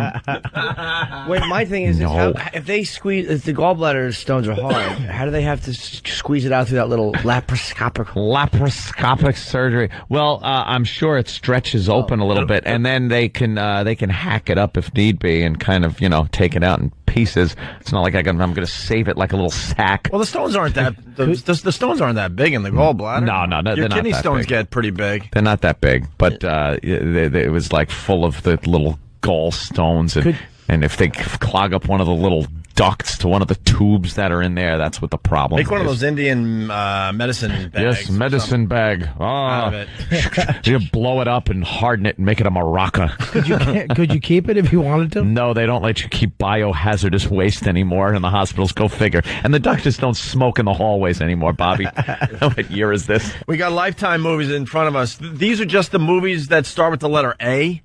Yeah, because Lifetime is known for their something movies. It's always whatever. Very dramatic. Well, how about this? A child's cry for help. Where's our Lifetime movie?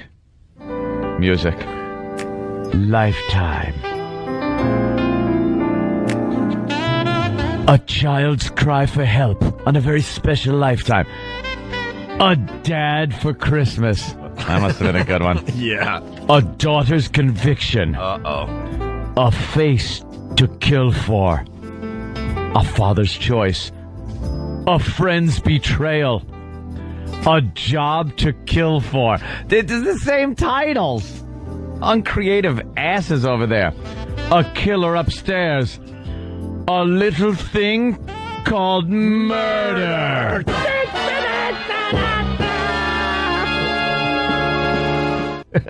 A lover's revenge. A nightmare come true. A piece of my heart. A touch of hope. A vow to kill. A woman hunted. Abducted. All she wants for Christmas. Alone with a stranger. Ambulance girl.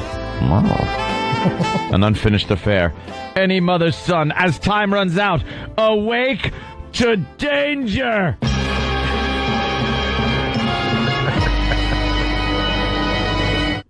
A child's wish, a crime of passion, a deadly vision, a face to die for, a family lost, a father for Brittany, a friendship to die for. They love that die for thing. I gotta slow you down. A father for Brittany. Now that one sounds hot. Yeah. I like that one. You're my new daddy. A killer within.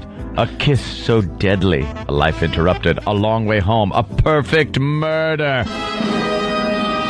A town without Christmas. The town you live in, Anthony. Yes. Yeah. A town with a lot of menorahs. I like a town without Christmas.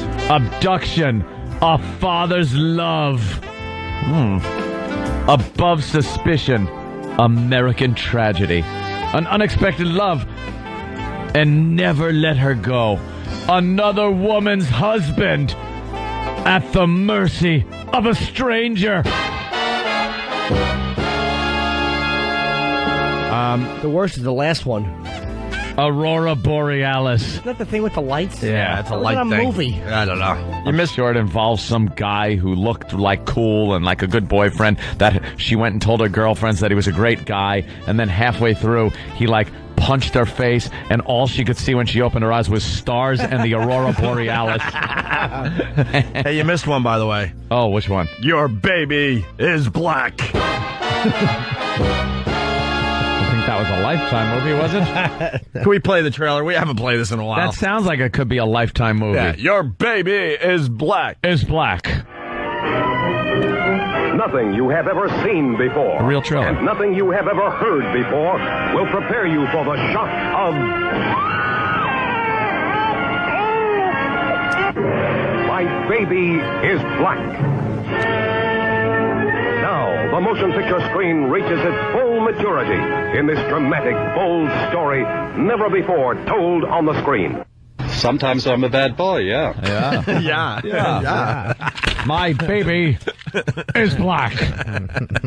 All right. Hey. You know, that I don't want to blow it, but I know Lifetime was interested in doing some movies about our staff. Really? They certainly were. And you got a few of those? What was that? I heard one. I heard one. Oh, okay. Well, it could start something. I mean, the instant feedback, they're looking for something to do today. I don't know who this is for, but they're doing one. They said, a car battery for Fat Boy.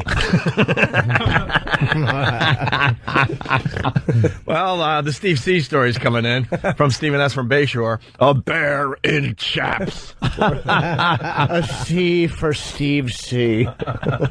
A boyfriend, a Nazi.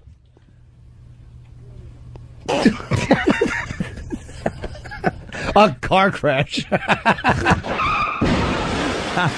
goes Holiday. He's on the track. He's at the wall. She's gone. The math man delivered. No. What are they saying? I was only joking. No. Oh, my. I'm telling you something. How did that not go in? That wasn't even close. That was a whiff. 3 strikes. I didn't even connect. You're tired, though.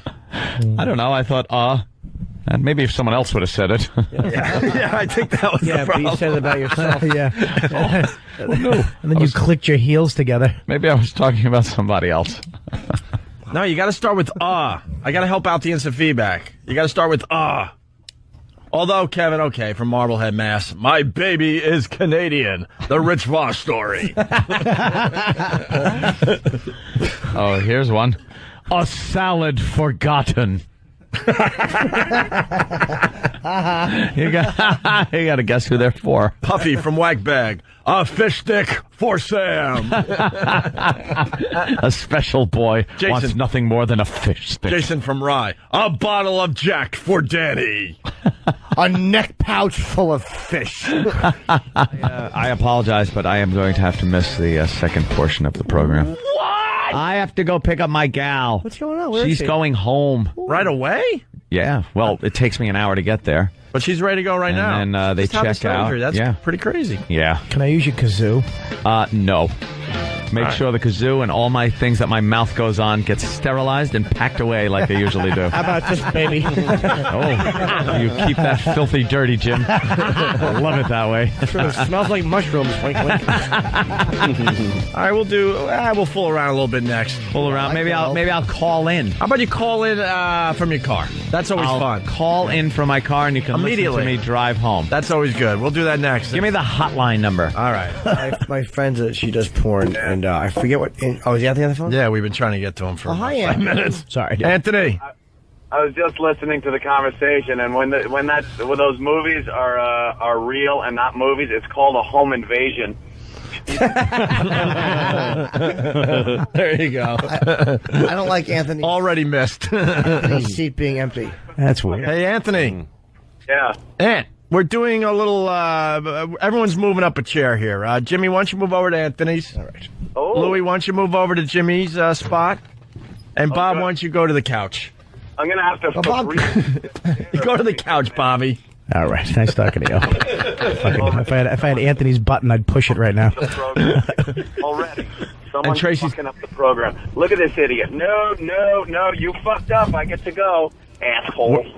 I fucking hate New York this time, driving. Why? Speaking of, this is not acting. This is Anthony every day of his life driving home. Anthony, where are you? This fucking guy, I'm on Van Dam. And this dumb fucker was trying to make a left turn, so he blocks the entire lane that I'm in by trying to make a left turn. Nobody likes a tattletale except, of course, me. Oh, my God, no. Can you get next to him and get him to talk on the air? Oh, he already the turn. I'll get people to yell, believe me. I get people yelling at me all the time. The savage fucking drivers that drive these black cars. Taxing and limousine service. Not the yellow cabs, but the black car drivers. Yeah. They are, of course, the town cars. Horrid drivers. When they get shot and they are found slumped over a wheel, I laugh. Because I cannot stand them. They're way worse than cabs. Fucking paperwork. They're filling out paperwork and the light's green. It's an arrow. There's a gap of 5 cars in front of them, and I missed the light because this guy is fucking filling out. I had to go to blah, blah, blah, blah, blah. No, those whining. Stop it! Shut up! Shut up! Shut up! Jimmy's working your buttons.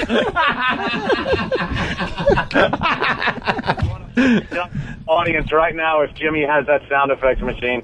Oh, it's going to be a long hour and a half. But that, well, dude, are you still in the actual intersection?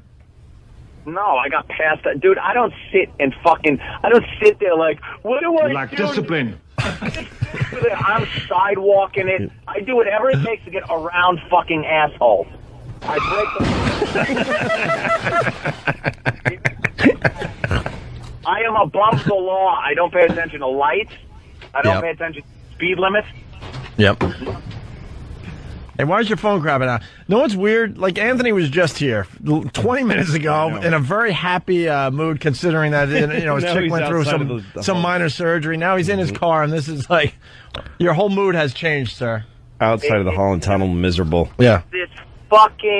These New York and Jersey cocksuckers that have no concept that there are other people on the road that want to get somewhere. Like, well, you know it's them. You know it's them. You are never to blame. Oh my God, Jimmy. Jesus, that's terrible.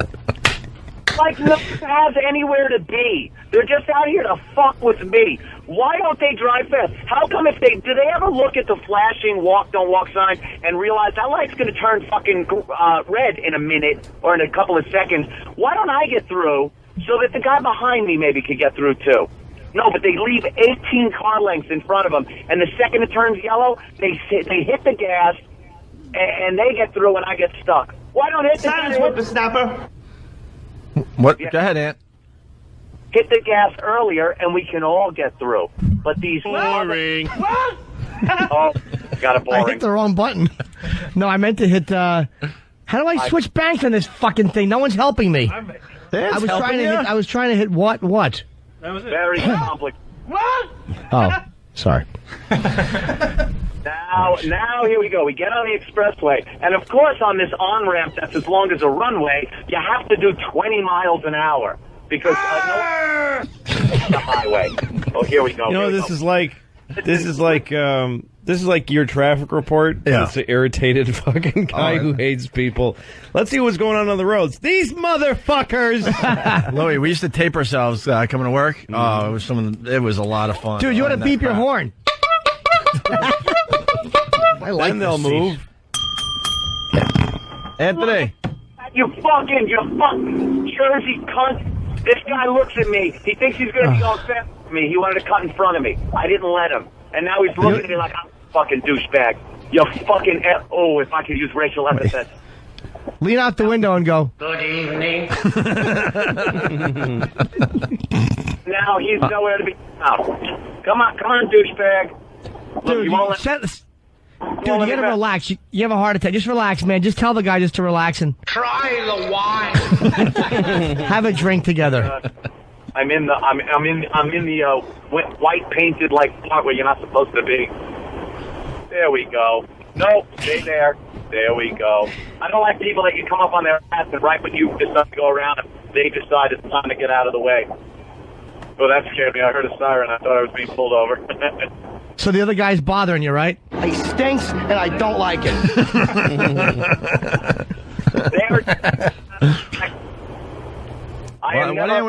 We lost you. What? We lost you. We lost you for a second. Oh, I'm still here. I said I'm never around the problem long. I yell, and then I'm 80 miles an hour past them. You after someone fucks over you, just kind of go. Go ahead, go on, leave. I pardon you. I bet you that they're fucking. You know this dude? They're driving expensive cars. Goddamn rich cunt!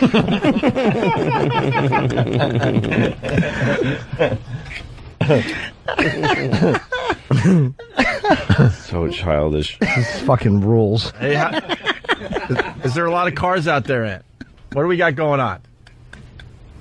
Yeah, it's packed. Watch yourselves. That could be a problem. Yeah. But I seem to be moving along at a pretty good pace right now. They seem a little more relaxed. You're on your way. Are you in the tunnel yet? Expressway. I'm okay, except for these cabs that are in the left lane for no reason, doing, let's see, 50 miles an hour. We're on the expressway, 70 at least. And they get this attitude like, I'm going fast enough. No, you're not. Look how close I am to you. Yeah, no, if there's somebody behind you that's close to your bumper, you're not going fast enough. Yeah. Oh, could you get out of the way? Holy Jesus fuck. Stop whining. Stop whining. He's not Shut up! Shut up! Shut up! Fuck you, Schwarzenegger.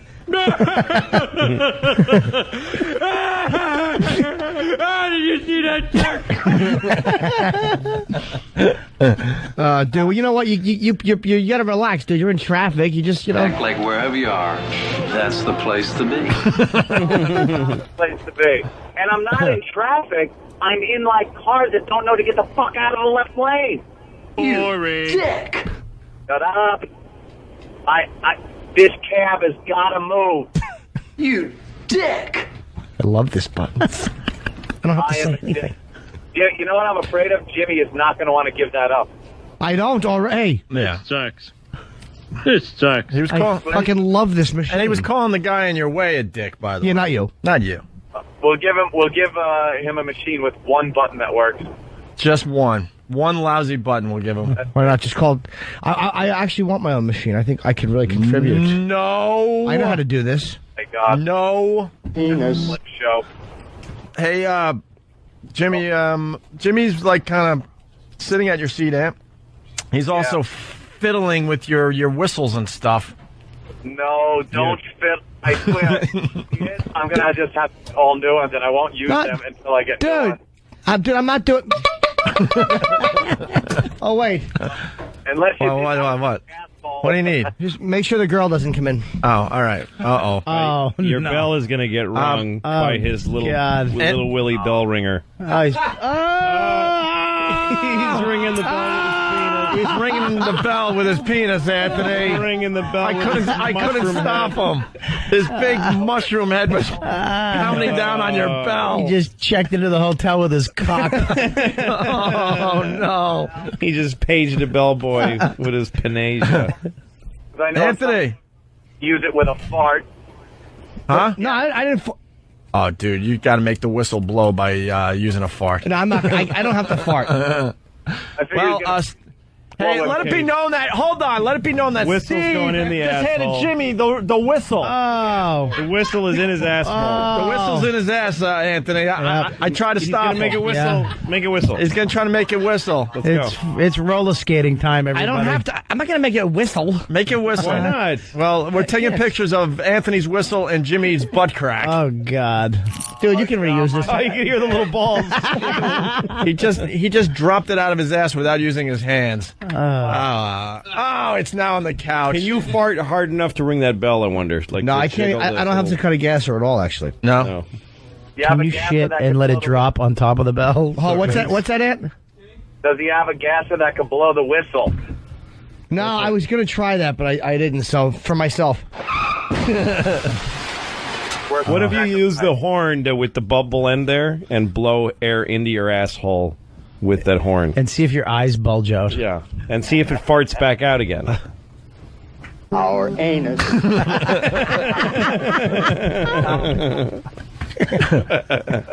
No, I don't want to mess with that because that's expensive. What is? I don't want to fuck with this bullhorn. Oh, yeah, don't mess with the bullhorn. Just the bell. Yeah. Just the bell. Here. Believe me, I will send out a lowly intern and make him get me new everything. We already knew that, but we figured it would be fun for 5 minutes for the show. Wait, what is he doing? He's putting his balls inside of the bell of that horn. He's blowing the horn onto his balls. He's got his 2 peaches stuffed in your horn. Stuffed in. Like a couple of hairy melons in a tuba. That was almost like a cartoon. Oh, my God. That's how Bugs would stop the guy from beeping the horn. There you go. All right, well, you might want to throw that on the couch, I too. freed it up. What? Yeah. Throw it all away. It gets thrown away. Well, you should reuse that whistle, though. That'd be a fucking great moment. You could sell that on eBay, that horn. It's had your balls in it. When I put it in my mouth and say how familiar it tastes. All right, Ann, how's the ride? Good? Yeah, we're doing good. I could just sit here and, you guys do a show. I'll chime in. All right. Food. All right. I guess we lost Ann. I think he's at a hospital right now, so. All right, why don't we take a break? I'm doing good with these buttons, I think. You're terrific. And if you knew the gasser, I just passed up. Oh, God. No, it's... I didn't do it. We'll know in a fucking, second. my lungs are processing something your right here. shit. My lungs are taking particles of your shit and dispersing them into my bloodstream, into my brain. So. Attaboy. You're welcome. Yep. All right, the station's running fine. Hey, this was made for you, Jimmy. On the next Opie and Anthony show, Opie and Anthony face their toughest challenge yet. Hey, this is Jim Norton. Listen as one man describes an addiction. Wherever there were cocks, there was me. And how he went from one cock to many. I was taking 100 a night. What do you think of them apples? Then you'll hear a horrifying tale of a bukkake party gone wrong. Blurka, blurka, blurka, blurka, blurka. All over my fat, colorless stomach. You can't tell where the cum ends and my skin begins. Blurka, blurka, blurka. Plus, an ending you won't want to miss. That's right. I say a couple of men do some docking and settle this. It all happens on the next Opie and Anthony show.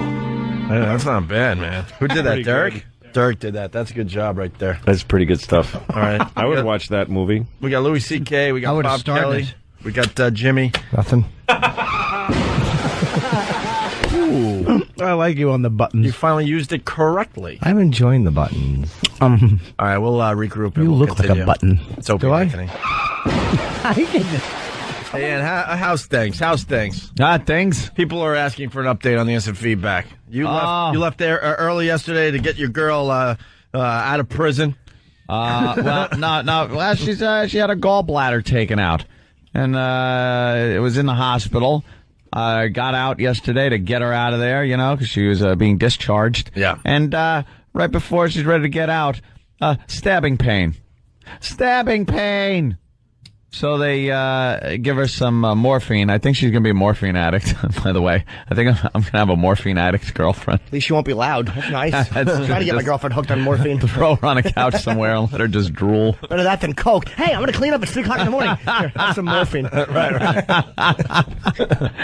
Yeah, so stabbing pain. So they take her up to test out and take a look, CAT scan things, look around, and it just takes all night. So again... This is becoming a thing. All night. You realize this started Saturday? Well, Sunday morning. Sunday morning, late Saturday. Yeah, Sunday morning. So it was, all right. They made sure everything was okay, and they said because when they do that laparoscopic surgery, so they don't have to leave a big hatchet wound, they have to put one thing they put in there, pumps your abdomen up with air. Goes like, so that they could take a peek around and find things in there. Find the gallbladder and take it out. What do you mean, it blows everything apart just a little bit? It blows your belly up to the point where you look pregnant. It just goes whoosh, fills you full of air. Yeah. so that it leaves a layer, a gap between your organs and the muscle and skin and everything, so they could It makes look it easier around. to look around, sure. Yeah, it's like looking Things around are in there. separate a little bit. Yep. And then they take everything out and they sew up the little, very, very little incisions. Mm-hmm. And then yesterday, fine and dandy, ready to check out, just waiting for the paperwork to be done. And she goes, wow, stabbing pain right down in her right side where the whole thing was done, and up onto her shoulder, hurt and everything. So the doctors come in and start, they do that push thing where it's just hurting like hell, and take her up for CAT scans and another test of this and that. Well, this went into, the early wee hours of the morning. I was there the entire day trying to sleep in two, what amounts to fifth graders' school chairs, pushed together, front to front, with a blanket over me, curled up in a position I can't even describe. The pain of that alone, I could sympathize. And they kept her again overnight. So I, went home. And again, I cannot wake myself up. I realized I can't get up by myself. I set 2 alarms, and during some sleepwalking event, I shut them off. And I wake up and go, up, hi, fan. Yeah, well, he's not next to me sleeping. I'm still trying to make that happen. But I call him and tell him, I'm going to be late again. Going to be late. So I showed up late, and she's still in the hospital. I just got a text saying she's getting out today. All tests were negative for anything. They gave her some Dilaudid. What is that? That stuff? It's some kick-ass like drug. When my mother and Sal, on 2 separate occasions, my mother went in for some type of, when a woman gets old surgery, and Sal went in for something, and they gave them both Dilaudid at some point. And they lost their minds. Where at each time one of them had it, the other one thought they had the one that had the drug got Alzheimer's. Sal was walking around asking for people that he hadn't seen in years. Oh boy! And my mother was walking around thinking she was in a casino. She's in the hospital, and they're on the drug in at the a same casino, time? and she thought that people were coming in to have sex with her. They weren't. It wasn't the same time. It was 2 different occasions, but they had each gotten the same medicine. It would have been Dilaudid hilarious stuff. if it was happening at the same time, man. She was, my mother was like out of her mind. She thought she was in a casino. For how long did she have to be on this? After the one time, that was it. Oh. Like Sal went there and said, no, don't give her that. Ro can't take that. I was on Dilaudid once. I went crazy. I couldn't remember anything. He's talking about people that he was in the Navy with. Oh, boy. Jesus. Oh, boy. Who've been gone for many, many years, right? What? He was talking about dead people? All kinds of stuff. He was talking about dead people because he was actually seeing the dead people. Yeah. And my mother was under the impression that people were trying to have sex with her. Maybe they were. How hot Maybe is that? some of the male nurses were in there with a pillow and then realized, hey, let me knock one off first. You gotta admit that that's kind of hot, Aunt. No, it isn't. It's really hot thinking that your mom... my drugged mother in a hospital with some nurse trying to have sex with her. Kind of hot. It's not hot. She's in a casino and people are trying to have sex with her. She's in a casino. I asked her, how'd you do? Did you hit? And did the hospital, work on that slow time again? Everything was just moving in slow motion? Oh, it just doesn't feel... And especially when your chick is in pain like that. She's just, like, doubled over, screaming like, ow! And like, could she just get something here? What's the protocol for getting someone who's is screaming in pain? You yell medic on a battlefield and someone will come by and jab you with some morphine. Yeah. Go just something, and they're like, okay, we have to check with our doctor first. And then once we check with the doctor, it won't be long before he comes in and checks and does the paperwork, and before you know it, she'll be pain-free. I'm leaving the room now. Uh-oh, shift change. Shift change. That's not what you want to hear, Al. This'll take only a matter of days. Like, no. Can I ask the obvious? One good fart. Is she all right? No, see, that's what I thought. Maybe a Coke. But it's not in that part. Maybe a ginger ale something. It's not in that part. It's in her abdomen, in the one nice burp or abdomen fart. cavity. Clear her out. Hug her really tight. Hug her tight and let really the air tight come out. hug and then a nice burp or a gas. No, it's not in that. See, your digestive system goes from your mouth to your, where it comes out. And that's where all the gas would build up. It's in the abdomen cavity around all that stuff. So it's not in the intestines. It's outside of them, in between like the intestines and your abdominal wall. So your muscles need blood. You ever get a cramp? You know what that is? It's your muscles not getting blood. No. What is it? It's also a bit of dehydration, my friend. Well, that's just it. It's not getting... Where do you think muscles get the liquid? I think there's still blood in there. No. No? Not enough. Am I learning something today? When muscles don't have blood, they Right. cramp. Yeah. They cramp up. Well, when you do a lot of working out and you sweat a lot and you get crampy, it's because your muscles need a little more water. They need all the I stuff. say water, you say blood. But the water's in the Liquid. blood. Like, it's the stuff that's in blood. There's a lot of stuff in blood. Your muscles need it. Right. If they don't get it, they cramp up. I gotcha. So when a pocket of air hits a muscle, it's not getting the blood it needs. There's air getting in between the fibers of the muscle. So it cramps up. Ugh. And that's what happens. And she was just like, in utter pain. And no, she is not. I'm not making excuses. She's not back in the loony bin. People are going, dude, I think he's lying, and she's back in the loony bin. She's not You guys in the loony bin. you guys need a reality show. Let's be honest with each other here. I don't know. It would be like months of boredom, and then like one really cool thing to watch for people to watch. I'm at the point I can't wait for Monday shows because I know you're going to have some crazy ass story from the weekend. Yeah. Mondays are becoming the best day to listen to the Opie and Anthony show because of the Anthony adventures. Yeah, it's just these gambling and things happen. gallbladders and who knows what These else things is going on. just happen. Hate it. All right. So out today. Now, obviously, you're not going down to Washington with us when we leave. Not with you guys. I got to drive back out to Long Island. Are you going to make it down there? I'm going to make it down there. I got no choice in the matter. You just can't drive. I'm an for these employee. things. You got to fly or take a train. I can't fly. I'm a human. All right, Of aircraft. Let's go to Nathan in California. Nathan, what's up? Hey, buddies, what's going on? Hey, Nathan. Hey. So, I had my appendix out a couple weeks ago, and, God, this is embarrassing. So, I'm in the recovery room, they wake me up. Oh, hi, how are you? And, the lovey-feelies and everything, and this guy is standing there. He's about 6'2", 225, and making sure I feel all right. And he's you need anything? I was like, I'm really thirsty. And so he's feeding me ice chips for the next hour and a half. That old gag. And I remember the entire thing, but I just could not comprehend how gay it was at the time. It was just terrible. Well, ice chips. A guy feeding you ice chips? They're much gayer than that. That's pretty gay. But you know what? what? Used to feed them to you. Yeah. just hold this in your mouth; they'll melt. Trust me. Melt in your mouth. That's not ice. What was this ice made from? Seawater?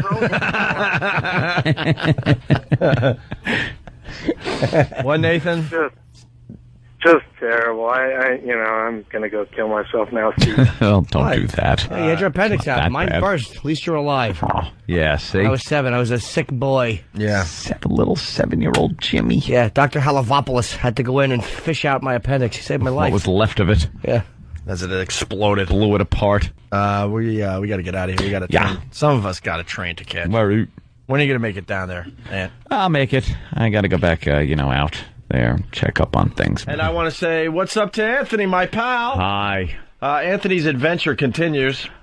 This adventure started, I believe, early Sunday morning. Yeah, I think it's finally it's in perspective now. It's going to settle down. Yeah, I think I might finally I might get some sleep at some point. I apologize for laughing openly at you yesterday. I think it made our promo for our New York station, but right after the show, Anthony gets a text from Master Poe And Master Poe is informing Anthony that he's got a flat tire. This is all I needed on his brand new Escalade. Flat tire. That's the least of his worries, or the last thing you flat, need it. by the way. What? Really? It's the second flat. Same tire. I think that goofball that fixed it didn't do a good job. Yeah. But so I'm texting Poe and I'm like, because last time I got the flat, it wasn't that bad. It's like you're low on air and you could tell, but I could get home to get it fixed. And he comes pulling around the corner, and I'm looking at the wheel, and I'm texting him. I go, is there enough air for me to get home? He goes, I don't think so. So I look at the tire. It is more flatter than any flat tire I've ever seen flat in my life. There was no air in it. The rim was flat. Yeah, so it was that flat. So for him to say, I don't think so, he's... yeah. I don't think so. Let's be honest, he's kind of stupid. So, well, geez. He's a stupid man, but he could kill you with a toothpick. I get it. He's a killer, trained killer. But I started openly laughing on the sidewalk. I'm sorry, but I'm really into that dark humor. I'm like, this is the last thing this guy needed. Oh, you saw the flash? Oh my God! And I started laughing, and then I'm like, oh, dude, I'm really sorry. I know you're going through hell this week. I had to get out of there. That's funny. It's like Murphy's Law is happening to Anthony. Yeah, my chick was in the hospital getting her gallbladder taken out. Yeah. And then, I got to get out of there. And you haven't slept in days. And all of a sudden, all you wanted was to jump in your car and get the hell out of the city. Get the hell out of here, because I had to get her out of the hospital so we can get here. Right. That was the problem. You guys were already on your way here, and I still had to go out to Long Island, pick her up from the hospital, and start my journey. Right. So the first thing that happens is Poe comes pulling up with the flat tire. So I'm like, oh, Jesus Christ. So Kenny's there and Poe's there, and they're nice enough to begin the procedure of changing my flat tire. Well, the best part was Master Poe trying to parallel park in your brand new That's Escalade. how it started. Pretty much hitting a delivery truck or the ramp of a delivery truck, going over like chains. He had no idea what was going on. He was going up on the curb. Then he finally gets it in a spot right in a huge puddle of dirty New York City water. Gutter water.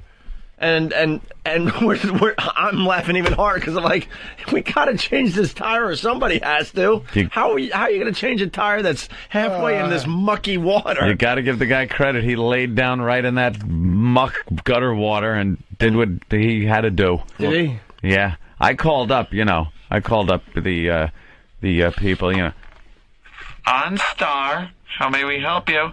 Yeah, I got a flat tire. Oh, are you okay? Are you on the side of the road? Are you in danger? Is there a problem? Cut the questions. Don't make everything I say sound like the airbags went off and there's dead children everywhere. It's a flat tire. Jesus.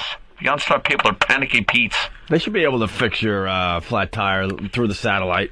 Yeah, they should be able to. You know how they could, unlock your doors? Unlock the doors, everything. How great would that be? Why is Kenny laughing? I'm still talking through the megaphone like I'm talking, because I'm still talking to OnStar. Oh, all right, I'm sorry. Go ahead. And I was like, yeah, well, I gotta get my tire fixed. Okay, we'll get that word out and have somebody contact you. Yeah. So I'm waiting, and about 15 minutes later, I get a call. This is the automated OnStar service call center. You have a service. It should arrive in 2 hours. Oh, God. And now I'm sitting there going, I can't do 2 hours. So these guys are going at it with the flat tire. First of all, just remember when you used to just pop the trunk, get your stupid chick-chung jack out, and the spare was right in your trunk, and you pulled everything out, and it was no problem. Right. Now the new vehicles have everything is put in this place and screwed down, and it's like a puzzle. It's like a puzzle to get everything out, and the jack handle is shoved into the side well of the rear compartment. The spare tire's up underneath the bottom and has to be brought down with a cable and a little winch thing. And watching Poe do this, trying to put the little rods together to make the handle longer, to stick in the hole that brings the thing down, and he had it kind of backwards and sideways, and the guy's full of heart. But I got to tell you, it was a little rough. And he lowered the spare tire down, And it's got one of those things through the middle hole of the spare tire where it's the shape that it has holds it in. Yeah. But you got to give it some slack, turn it sideways, and then bring it through the hole. Picture an old episode of what we were talking about the other day, The Three Stooges. What used to happen when they'd have to get a 2x4 in a doorway and they're holding it lengthwise? Yeah. Hey, Mo, it won't go in. And they would cut big holes in the doorway. That was Poe trying to get the spare tire off. Oh, my God. So, and he's laying in the mud. We got pictures of it and the dirt, but he got it done. And the one thing that got me though is he hand tightened the lugs, and then was ready to jack the car down to tighten the lugs up. He's a strong fella, though. But I'm like, everything I've ever done when I change a tire, you tighten it as much as you can while it's still jacked up without moving the jack. Right. Then you lower it down, and then you give it the... Good point. Because so if you don't have a wobbly wheel on the you way would have home. the most wobbly wheel. Wobbly wheel. I don't want wobbly wheel. But that was just the beginning of a day that was just long and full of crap. Should we start the music? More slow motion hospital stuff. Why not? Let's start the music for Anthony's adventure. This is what happened to Anthony yesterday. The car pulling up and the flat tire. I got a flat tire. Poe comes out. He lays in the gutter in the dirt and changes the flat tire. I finally get the flat tire changed. Now I'm late to get to the hospital, pick up my girlfriend who just had her gallbladder out. And she's supposed to be discharged any minute. Actually, I had to drive back to the hospital on Long Island to pick up my girlfriend from the hospital, or else I'm not going to make it to D.C. I got to be here for a broadcast. I hop in the Escalade with the spare tire, drive all the way home first, because now I'm full of grease from the spare tire. I got to wash up before I go to the hospital. I meet Keith the cop there at my house. We both go to the hospital because I had a couple of beers to calm myself down. We go to the hospital. I go to get my chick out of the hospital. She's still in the hospital bed in her gown. I go, what's going on? She goes, they haven't discharged me yet. So I go to the front nurse and I go, what's the deal? When is she getting discharged? She goes, let me speak to the nurse. I go back to the room. The nurse comes in. She goes, I have the papers right here. They've been sitting here. Why haven't you given me the papers? They never even looked. She could have been out an hour earlier. But what the hell? I got the papers. We get her out. We go to the car, bring her home. Now we got to book a flight. Keith is yelling into the phone at one of the shuttle places that take from New York to Washington to get us a plane. In the meantime, I'm running out to try to find my girlfriend, Dilaudid, a medicine that is probably harder to get than black tar heroin. I went to 8 different pharmacies. They didn't have it. They don't store it. They don't stock it. That's the same drug. It's stronger than morphine. And that's the same drug your mom was on. My mother took it once. Sal took it once. When my mother took it, she went crazy and thought she was in a casino with men trying to have sex with her. And Sal thought he was in the Navy again. And Dilaudid is very hard to get. So I drove all over the place. Finally had to go back to the hospital that I just discharged her from and ask, where can I get this stuff? Can I get it here? No, we don't dispense drugs, but we know a place in Queens. So I had to get back in my Escalade with the flat tire that Poe changed and drive all the way to Queens to get the Dilaudid. 2 hours later, I'm back to the house. Keith is still screaming into the phone trying to get our airline reservations. We finally get the airline reservations, and he books a car. The car pulls up at about 8:15, and we're still packing. Pack the car, pack the bags, pack the car, and we're off to the airport. We get to the airport, check in, relatively easy. Melinda did not flush the Dilaudid down the toilet because the cops were coming. We needed that Dilaudid. They would have found it. We get on the shuttle. All right, we're on the Fly shuttle. to D.C. It's a 42-minute flight. Sure. Not bad at all. We land. We get to the hotel. We're starving. We order room service. By the time we finish room service, it's well after 12:30. The alarm goes off. 2 seconds later, it's time to get up and come here. I get in the van, rush, come here, and here we are sitting here now. Jesus. That was a action-packed day. No kidding. Action-packed. And you can't find this stuff? At Dwayne Reed? Dilaudid, no, Dwayne Reed, every store. Rite Aid, nothing? All of those stores, they go, no, we don't have this. No, why? They want to make it perfectly clear they don't have that stuff because they don't want to be broken into, Stronger than morphine. Well, people would break into a Dwayne Reed that carries that to get it. Yeah. Right? So they'd rather not carry it. I had to go to some drugstore that deals with hospitals. Like they supply the hospitals with their drugs. Did you have to wait online for it when you got there? No, actually, it was pretty cool because I walked into the place and I saw a guy in there talking to a woman behind the counter. And the guy gave me what I like to call the look. When you've been in this business long enough, you know what the look is. The look is, holy Jesus, that's Anthony from the Opie and Anthony show. And they can't hide it, no matter how cool they're trying to be. So I'm standing there, and I'm seeing this all through peripheral vision. So he doesn't think I'm seeing it. So it's his sister or somebody that's behind the counter, and she works there. So he goes, all right, I'll see you later. Come here, to her. So they walk over to the side, and I hear, then you always hear, Opie and Anthony. You hear like the key phrase, Anthony, Opie and Anthony. And then she comes back over, and before she says word one, she walks behind the counter. I go, I've been in this business long enough to see the I know who that guy is look. I go, he did a horrible job. So she started laughing and made it a lot easier and quick. I said, I got to catch a flight. I really got to get out of here fast. If there's anything you could do, she goes, I'll fill it right now. Oh, that's great. So she was very cool, filled it. And you wheelchaired your girlfriend. How to wheelchair my girlfriend. Through an airport, onto a plane. Actually, Keith, because I was hauling the bags that I had, the carry-on bags. Yeah. And Keith, with one hand, is pushing my chick through the airport in a wheelchair because she's like, doubled over in pain. We pretty much kidnapped her from the hospital and threw her in an airplane. The poor girl is in pain. She's been in utter and complete pain, doing nothing but she got a gallbladder out, taking tests to make sure there's no leaking or anything wrong in there because she was having such bad abdominal pains.